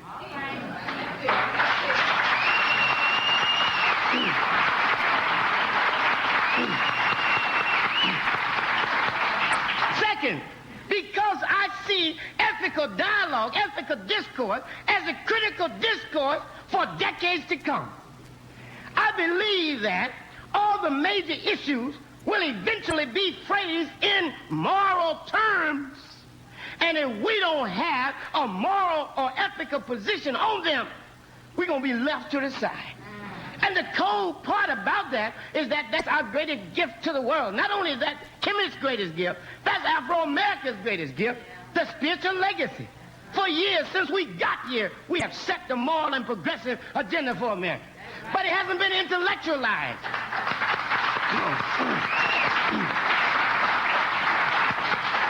But it hasn't been intellectualized. It's not down. Where's the book on black ethics? White man, he got books on white biomedics. Whether you see white or not, when you see anything that he wrote, it's white in front of him. White biomedics. Medics. White biomedical ethics. Do you understand that? Nuclear ethics, teaching ethics, even computer ethics. Every social question is being framed in an ethical manner.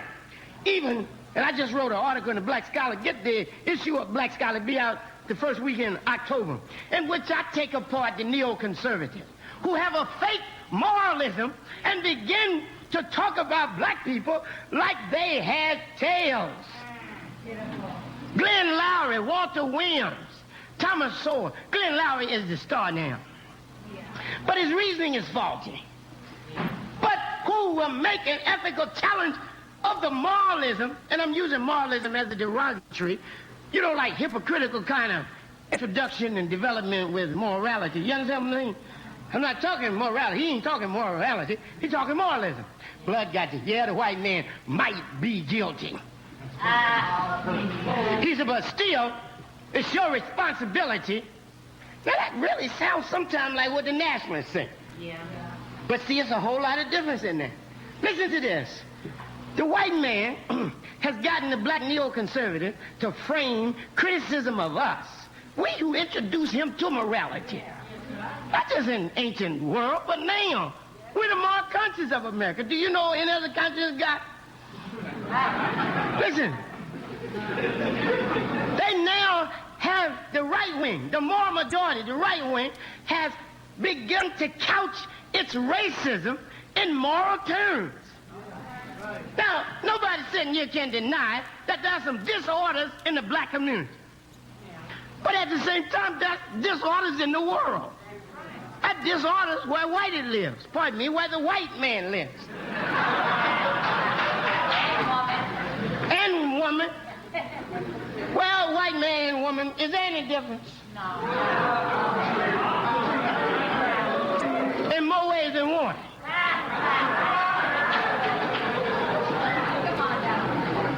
Cold but true. Somebody needs to say these. These things haven't been said since the 60s. People done cleaned up their language. What is cleaning up one's language? Is that morally compelling?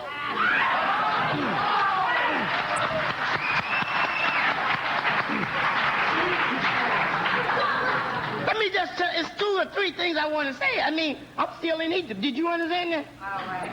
Do you understand that if I don't have grounding in Egypt, I can't make the kind of criticism I do morally of the European because I be working from his own framework. All right. Now listen to them. Glenn Lowry says, just listen to this now. Glenn Lowry says, regardless of what the white man did to you, you're still responsible, and the white man's not responsible for your freedom. Yeah. I've said this all along, you know. The white man's guilty of our enslavement, but we're responsible for our liberation, remember? That sounds the same, but it's not. First of all, it's different because I'm not wish-washy about what the white man did to us. The white man committed against us the greatest and longest-lasting Holocaust in human history. That's a criminal act of historic proportion. If the white man is a criminal by all moral and juridical concepts existing, the criminal is not only at fault, he's also responsible for restitution through compensation and correction.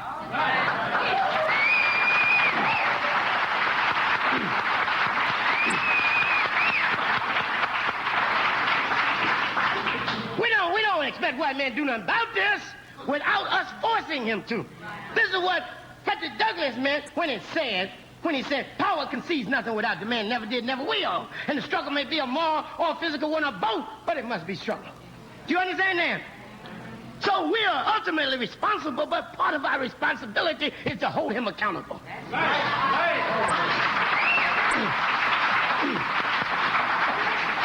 This is morally compelling on us. Do you understand that? It is defense of our history and humanity. He doesn't have the right to get away with what he did to us. And concentrating on us and our disorder is no excuse for what he did. The white man can murder 10 people and say, hey, some of them killed themselves. This is what Israel's doing in Lebanon. Talking about the Arabs are killing each other. Therefore, I drop bomb on, don't call me nothing. White man's always, Jew and Gentile, always escape responsibility. But they want you to understand his Holocaust and want to hold the Germans responsible. Why don't they make this argument about German restitution? Reparations is an established international thing. And what we got to do is develop a more argument for it. Now, that is one last point, and then I'm going to get on into the heart of the Hasidic teaching. But I need to lay this down, otherwise, you know, it don't be real. It'd be like hanging out there. Do you understand? Listen, you haven't noticed it, but in all this conversation that the right has started up, black people have lost their moral bearings. Not just by taking dope, not just by shooting each other and having a lot of babies out of wedlock, not all that. Teenage children having children, not all that. That's a little disorderly, isn't it? Be honest, man, you got to be self-critical. But you got to speak your own truth, not let the white man do. Because you got a different motive for speaking. And truth is whole. It's not just half or 1/4 what the white man speaks. When he says it, he talks a half-truth.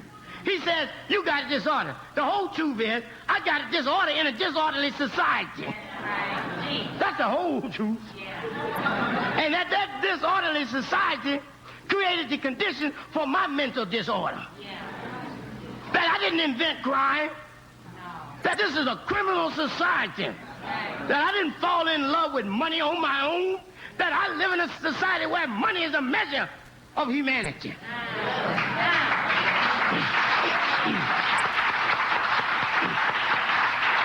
You got to contextualize things. Now, what do I mean when I say that the black dialogue has been perverted where we don't even talk ethically anymore? We end up apologizing to the white man for what he did to us. You know, in the 60s, we were clear. Our main emphasis was social justice. But the right wing got a jump on Roger Wilkins, Ben Hook, John Jacobs, and he got them answering him. And even talking about blacks do got a problem, and nobody is talking about the demand for social justice. So that the most definitive, now I want you to hear this, of all I said, this is it. The most definitive dialogue in the country today about black people is on black pathology. Tell me it's not. Whether you go among nationalists or liberal people, the most widespread, deep, enduring discussion about black people is on their pathology. Why is that so? Why can't we talk about the pathology and talk about social justice at the same time? Why can't we see the link between pathology and the pathological social condition that created it? Last thing. I'm writing a thing on Malcolm, the ethical philosophy of Malcolm, called Malcolm X and the Critique of Domination, Race, Class, and Human Dimensions. And in this discussion of humanism, I'm arguing that Malcolm was more of a humanist when he called the white man the devil when he didn't. Now that's cold, ain't it? Don't that sound like, ooh, that's rough, Maulana? Malcolm was a religious man. In religion, you got two major powers, God and the devil.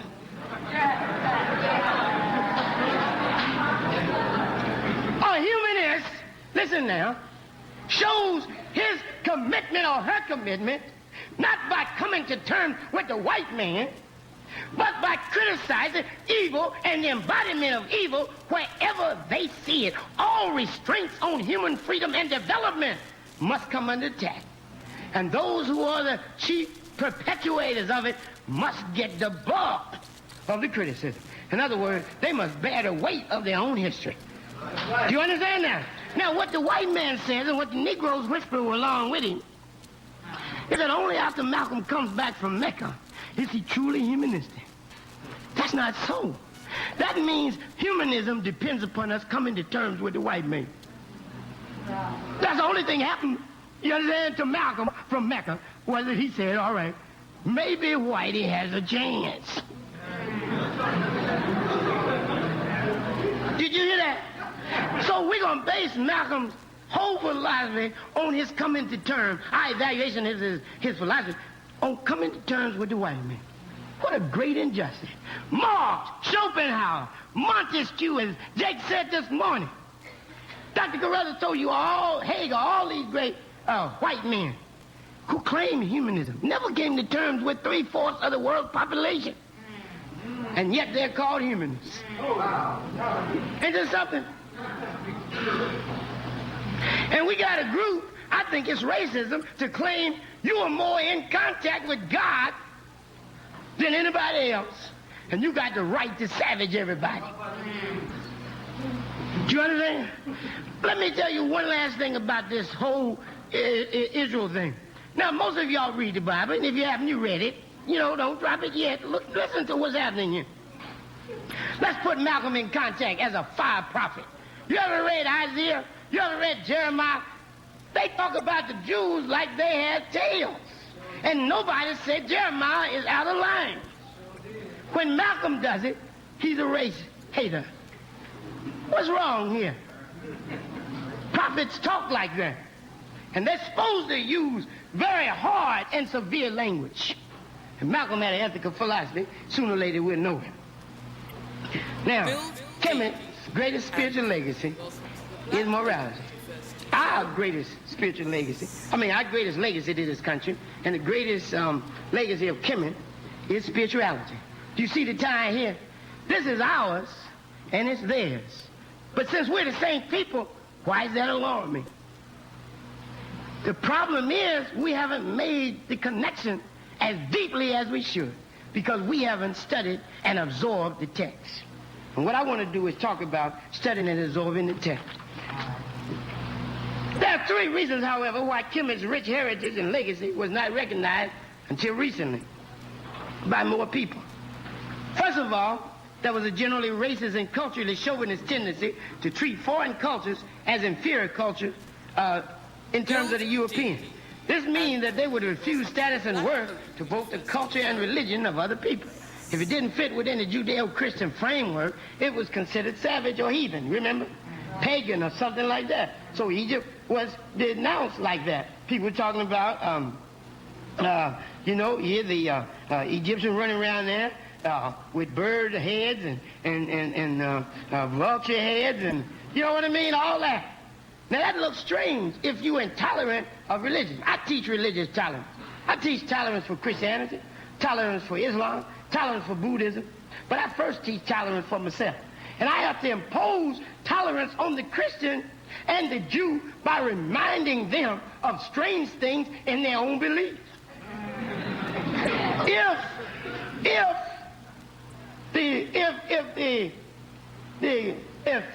If his head looks funny. Did you hear what I said? If a bird, horse's hawk head looks funny to the outside person, so does passing around pieces of bread, calling it somebody's body, and drinking people's blood. Wait a minute. I want to hurry up and get this over so you know I'm not savage in this, okay? I can look at that and call it with tolerance and understand what the Christians call it, the Eucharist. Or if they get on my nerves and try to tell me I'm a pagan, I call it a prehistoric vestigial practice from the days of cannibalism. Cannibalism. I could do that. So in order so we won't savage each other, let's admit that all of us got things going on other people can't understand because they're not in the context. And because we are at a point in human history where tolerance is not the value it should be. Do you understand? So let us be honest. The whites have not done good by Egypt and made people take symbolism for substance. Also, the reason they haven't brought up Kemet is, you know, is the obvious debt that Judeo-Christianity owes to Kemet and the inability of Europe to concede this because of two things. First, its effect on their religious claims. If you got it from Egypt, then you can't complain you got it from God before they did. If you're going to keep up the argument that Moses took the Ten Commandments from the rock, you can't say they were already in the book of coming forth by day. If you're going to say Solomon is the wisest man, you can't admit he got most of his wisdom from a Menemope who lived 300 years before him, in which even the Christians in seminary school learn, if they are real critical. And you can't say that Messiah or Christ is just a word that belongs to Christianity, because in the book of Nefertiti there's already a Messiah, and Diop tells us in Civilization of Barbarism that Kershaw is already a word that is the origin of the word Christ and means keeper and sustainers of the mysteries. Another reason they couldn't accept, of course, is a racial and culture claim. If you claim you were first and did everything, you can't then turn around and say the people we say was last did everything. And then finally, people haven't done well by Egyptian religion and spirituality because the people who studied were essentially archaeologists or historians that didn't have a critical, ethical, or religious mind. I repeat, there is no Kemetic legacy greater than its spiritual and ethical legacy. And I want to discuss that legacy in terms of its meaning and value for us today, for society, and for the world. I would concentrate on ethics because this spiritual discipline is key to our liberation and beginning to practice a high level of human life.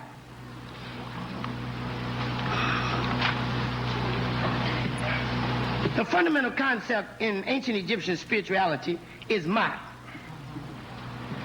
The Husil teaches that Ra laid the foundation of the world through Ma'at, that God lives in Ma'at, that God is pleased by righteousness, that the nature of God or Ra is righteousness.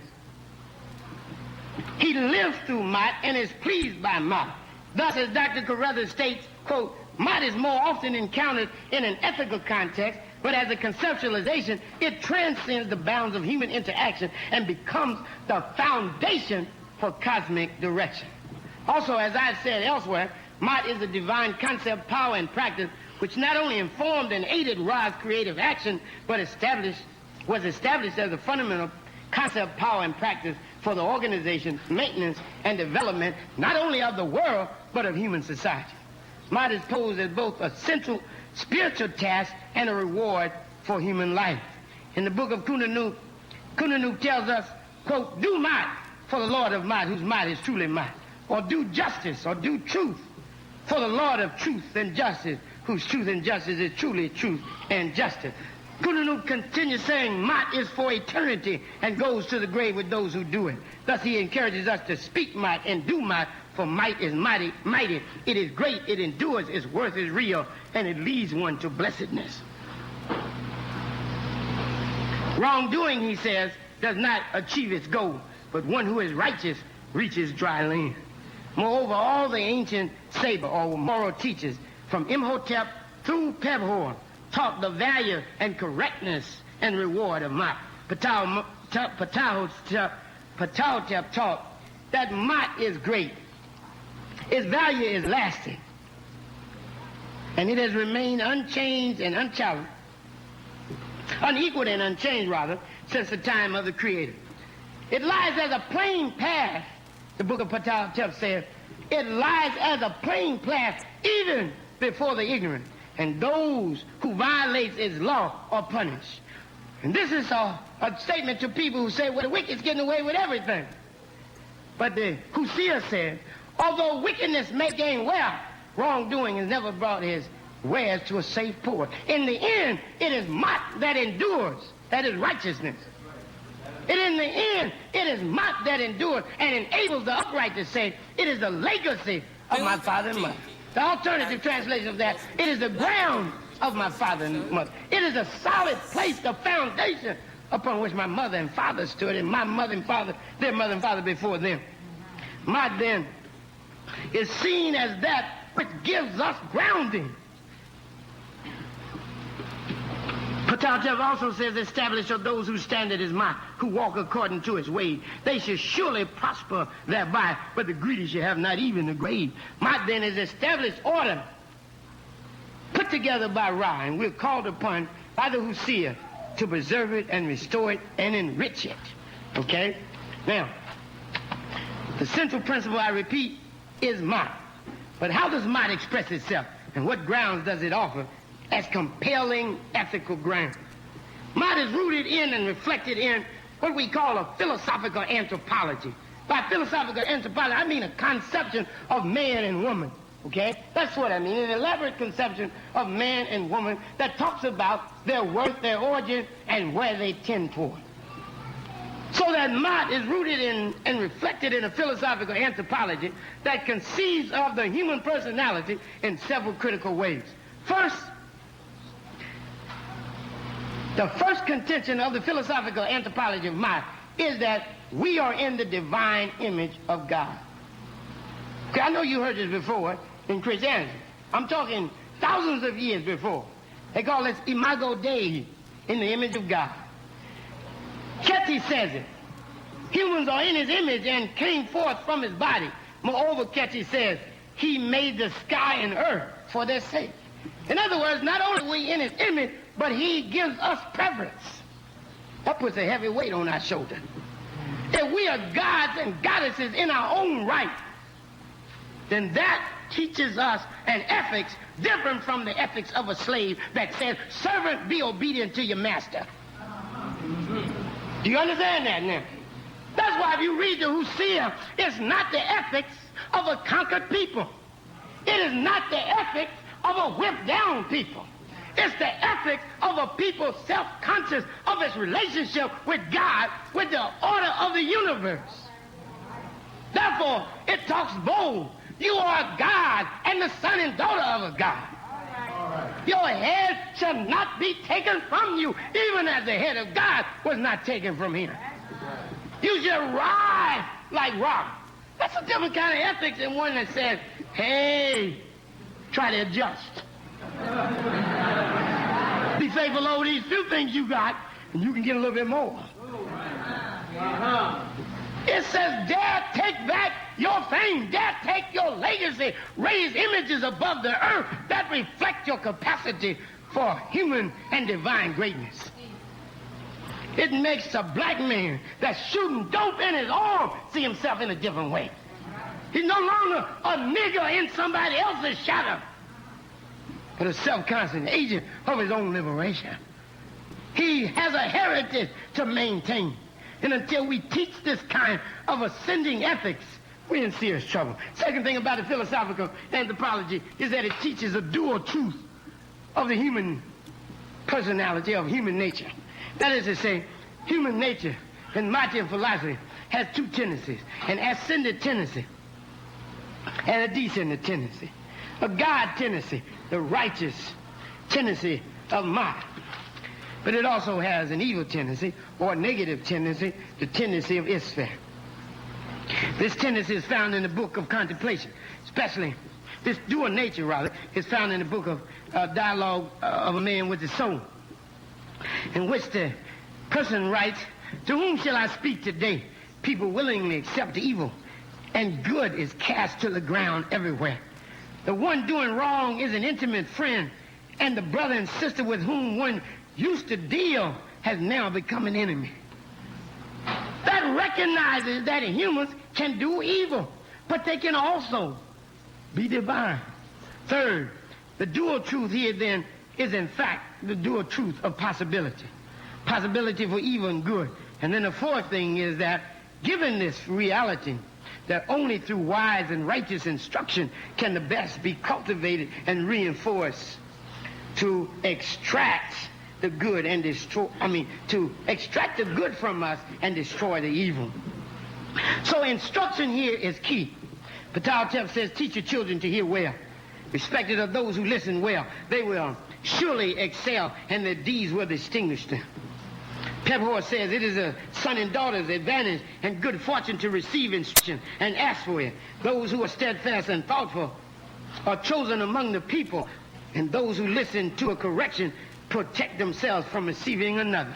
Surely the fault in every kind of character lies in not listening. Let me just say that again. Surely the fault in every kind of character lies in not listening. In other words, not willingly receiving instruction. Because only by knowing can we act correctly. Only by knowing correctly, knowing the truth, can we live and speak the truth. The God of wisdom has placed a stick on earth, Pepper says. Listen to this now. This is for the blood. The God of wisdom has placed a stick on earth in order to teach the fool by means of it.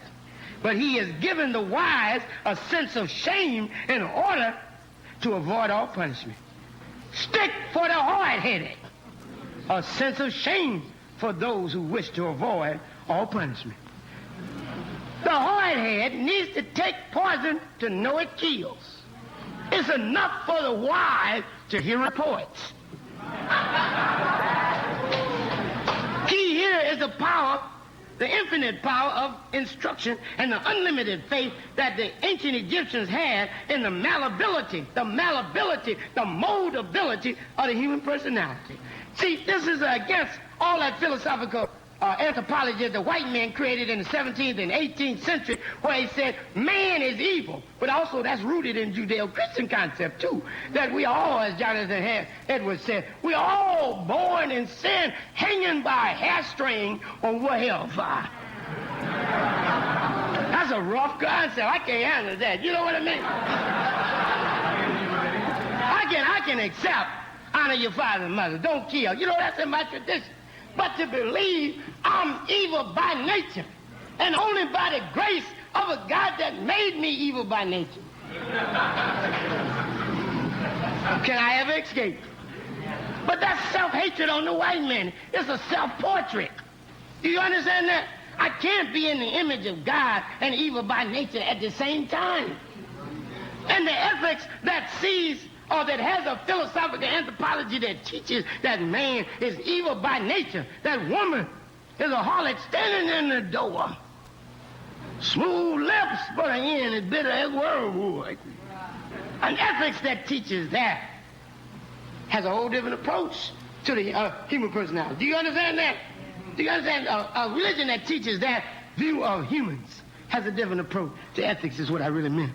So the word might means many things. But if one wanted to find one word for it, I would choose righteousness, for both its broadness and inclusiveness in the realm of spirituality and ethics. Righteousness, however, in Machian ethics, expresses itself as 7 cardinal virtues, which you heard me lecture on before, and I'm going to do them, but I'll do them quicker. 7 cardinal virtues. Why 7? Why not 50 million? Well, why 10 commandments? There's a lot of commandments out there. Why they line up 10? See what I mean? Don't do that. Because 7 is manageable, and because it has a spiritual significance, but also because all 7 of these words can be translated as might, and might can be translated as thee. In other words, in the text, when they talk about might, they're talking about these 7 things. Truth, more than any other thing, even though there are other things, like there are 3 other supplementary, or what I call enabling virtues, that also form might, but only these 7 are close to the translation of what might is. Truth, justice, propriety, harmony, balance, order, and reciprocity. And the 3 enabling virtues, which I'm going to discuss in the context of the 7, are humbleness, that you need in order to understand you need some virtue. Yeah. Self-mastery or discipline, which you're going to have to even get the virtue. And then service, which is the fundamental expression of the virtue. Service is key to ancient Egyptian ethics. Okay, now, because in the final analysis, as in all African ethics, our spirituality is practical. It's what you do to yourself and each other that determines the level of your spirituality. All right? So by virtue, I mean a quality of excellence. The thrust here is to endow the human personality with qualities of excellence so that we practice might, absorb might, and become one with it. In the final analysis, to live the law truly and fully is to become the law. You know, the hope inherent in Machian philosophy is that you won't need laws because you will be the law. That inherent in you is the capacity to be truth, to be walking justice. See, we take names. You ever notice how we have African names that mean things like that? Truth, justice. That's a historical hope that you will become that. Do you understand? All through the Pharaoh's text, the king's text, you see that he represents and embodies might. He is one with it. He is the law. He's the living law. He becomes the ideal person, the paradigm for human possibility. But think of that. The reason blacks resist law and discipline so much is because they're at odds with the law. But suppose they were the law. No need to resist in your own nature. Might is law, and when you're one with law, it is no longer law, it's nature. Do you understand that? When you're one with truth, it's no longer the law of truth, it's the nature of truth. The ideal person was a Gedu, or a Gedu Mat, a self-mastered righteous man who expressed and embodied these seven virtues. And as I said, in the Husia you have the book of Declaration of Virtue, which express how these were put in social life. Let me just say one or two things about each of those virtues. The first virtue is the virtue of truth. Did you hear that? The virtue of truth. Why start with truth? Why not start with justice? Well, if you don't start with truth, you don't even know what justice is. The functioning of the sky, study the function of the earth, study everything. Don't say I'm wise, but set yourself to become that way. Do you understand that? So what is the first truth? The first truth is truth of self. Isn't that right? You all say that, don't you? Know thyself.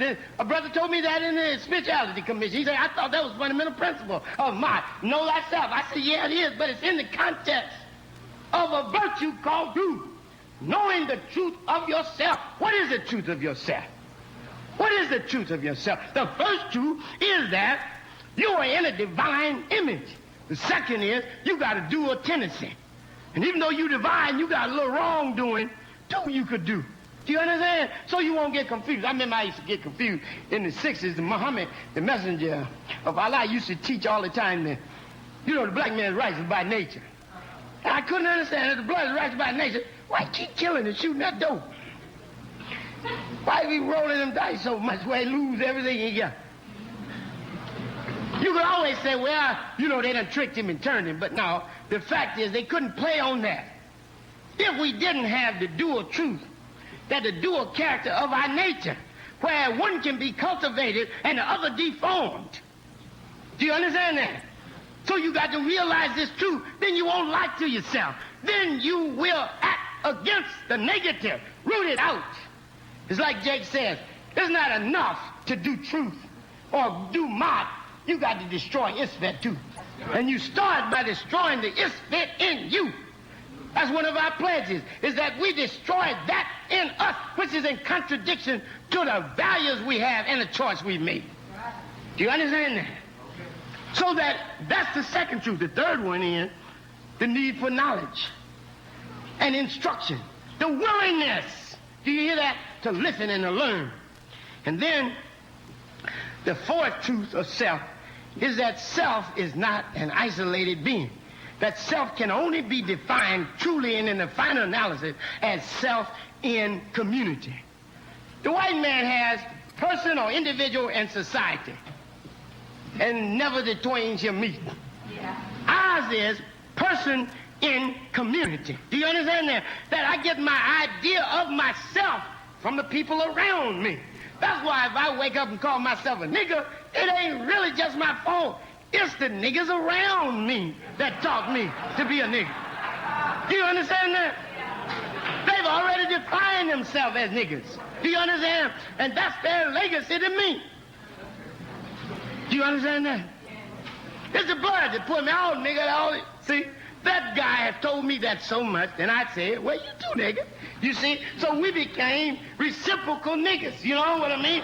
Each one of us denying the humanity and divinity of the other. And what is a nigga anyhow? But a social construction of the white man. A person who is devoid of historical memory and has a problem conceiving of himself except bending over backwards to give evil a great gap in the opening.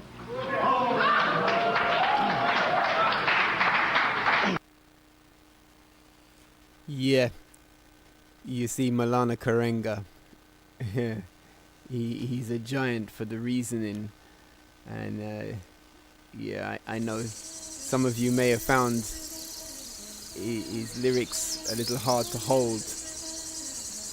However, he's got a very clear reasoning on the principle of ma'at as an ethical system, and let's discuss these things. You're welcome to put your questions into the forum, the WhatsApp forum, and over the cycle of the 7, we chew on any questions that you have for the show. Put your questions forward into the forum, and we'll happily discuss them. But this principle, ma'at as a principle of truth is at the heart of Hashima. Hashima is our principle of respect, for which there is a code of conduct, and these are important principles for young people to work with. So there's a lot to unpack inside of what he said, but we're not going to do it on this show. As you can see, these things go very far, and we will be connecting them. I trust that you will, when you rewind the show and listen to the Tehwagi Ahsab, see the connection between self and community. The importance of that principle is embodied in the Tehwagi Ahsab, and so all things are interconnected, and these are the fundamentals of our pedagogy. We've got a final tune. I'm making it our anthem for both the signing in and the signing out. We settled on 2 tunes. The first one, Inside of Who You Are, by Angela Harvey Smith, also known as Poppy Seed. Fantastic. And the final one, There'll Come a Day. There'll Come a Day. So, indeed, we've come to that point in the show, and if you did find Maulana Karenga's lyrics hard to hold, then really do put your questions forward. Don't mull it over and try and make an assessment without facing the truth. Check it, challenge it. If you find a critique and error in that, in his reasoning, bring it forward and let's analyze it carefully. Ma'at. This is the way of ma'at. And there will come a day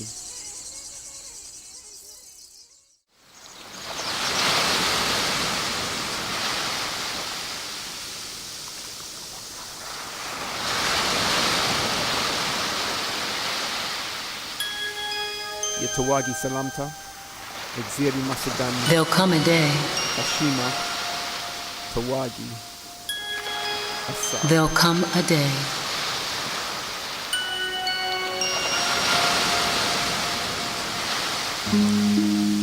There'll come a day.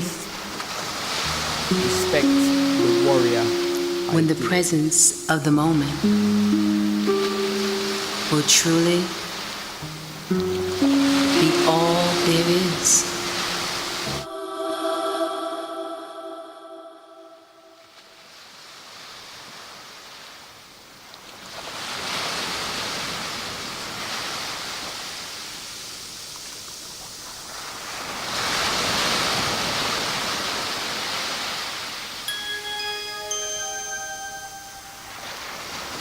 There'll come a day. There'll come a day.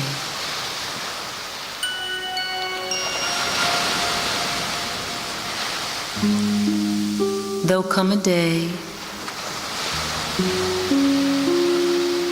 when the presence of the moment will truly be all there is. It will be all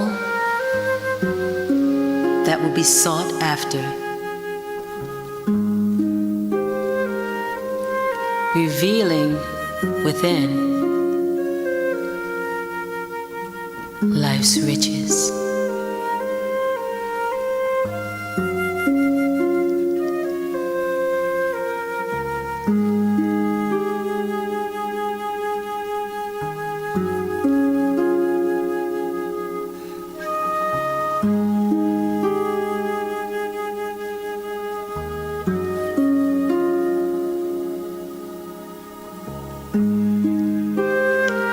There'll come a day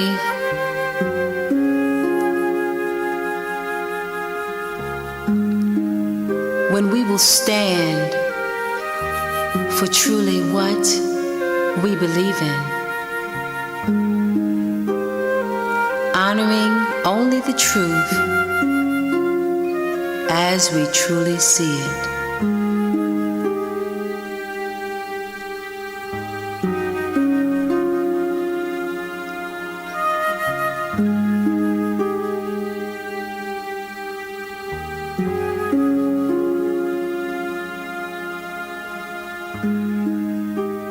And on this day, the rainbows of light will set us free.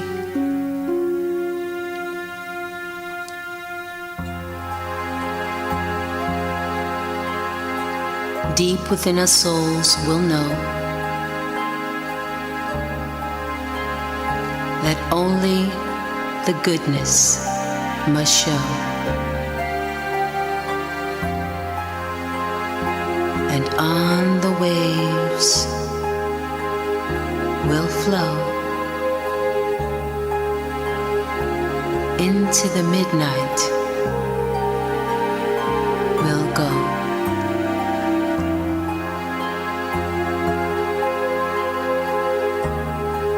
An abyss of which we'll have no fear,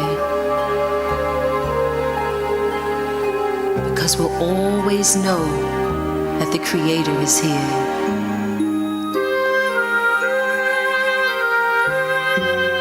Here in our souls, here in our hearts, here in our minds, creating within us a certain peace.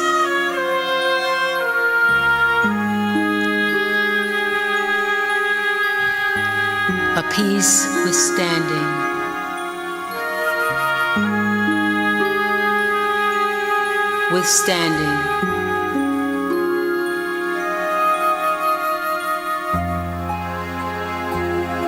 all the arrows of persecution, all the vies for validation. A peace we've never ever known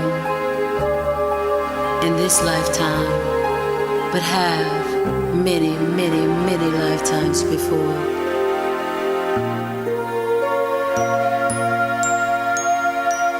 Open the door. Open the door to your heart.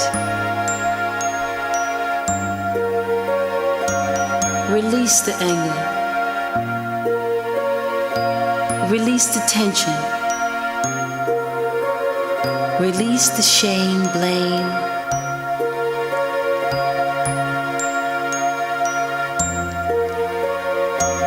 Release the fear. As you know, the Creator is here. Here in abundance for you, so that you may serve another too. Honor that which you hold near and dear. For that is the only reason you are here. Yes, there'll come a day when all the pain and sorrow will wash away, and on the waves of love you see, that's where we'll be, you and me.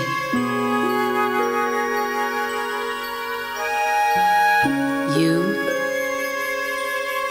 and me.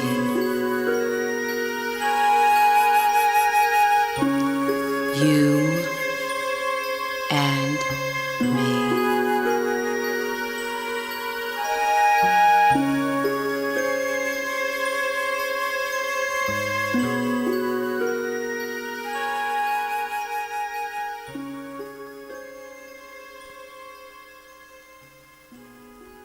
Welcome to the Black Open University show on Bless.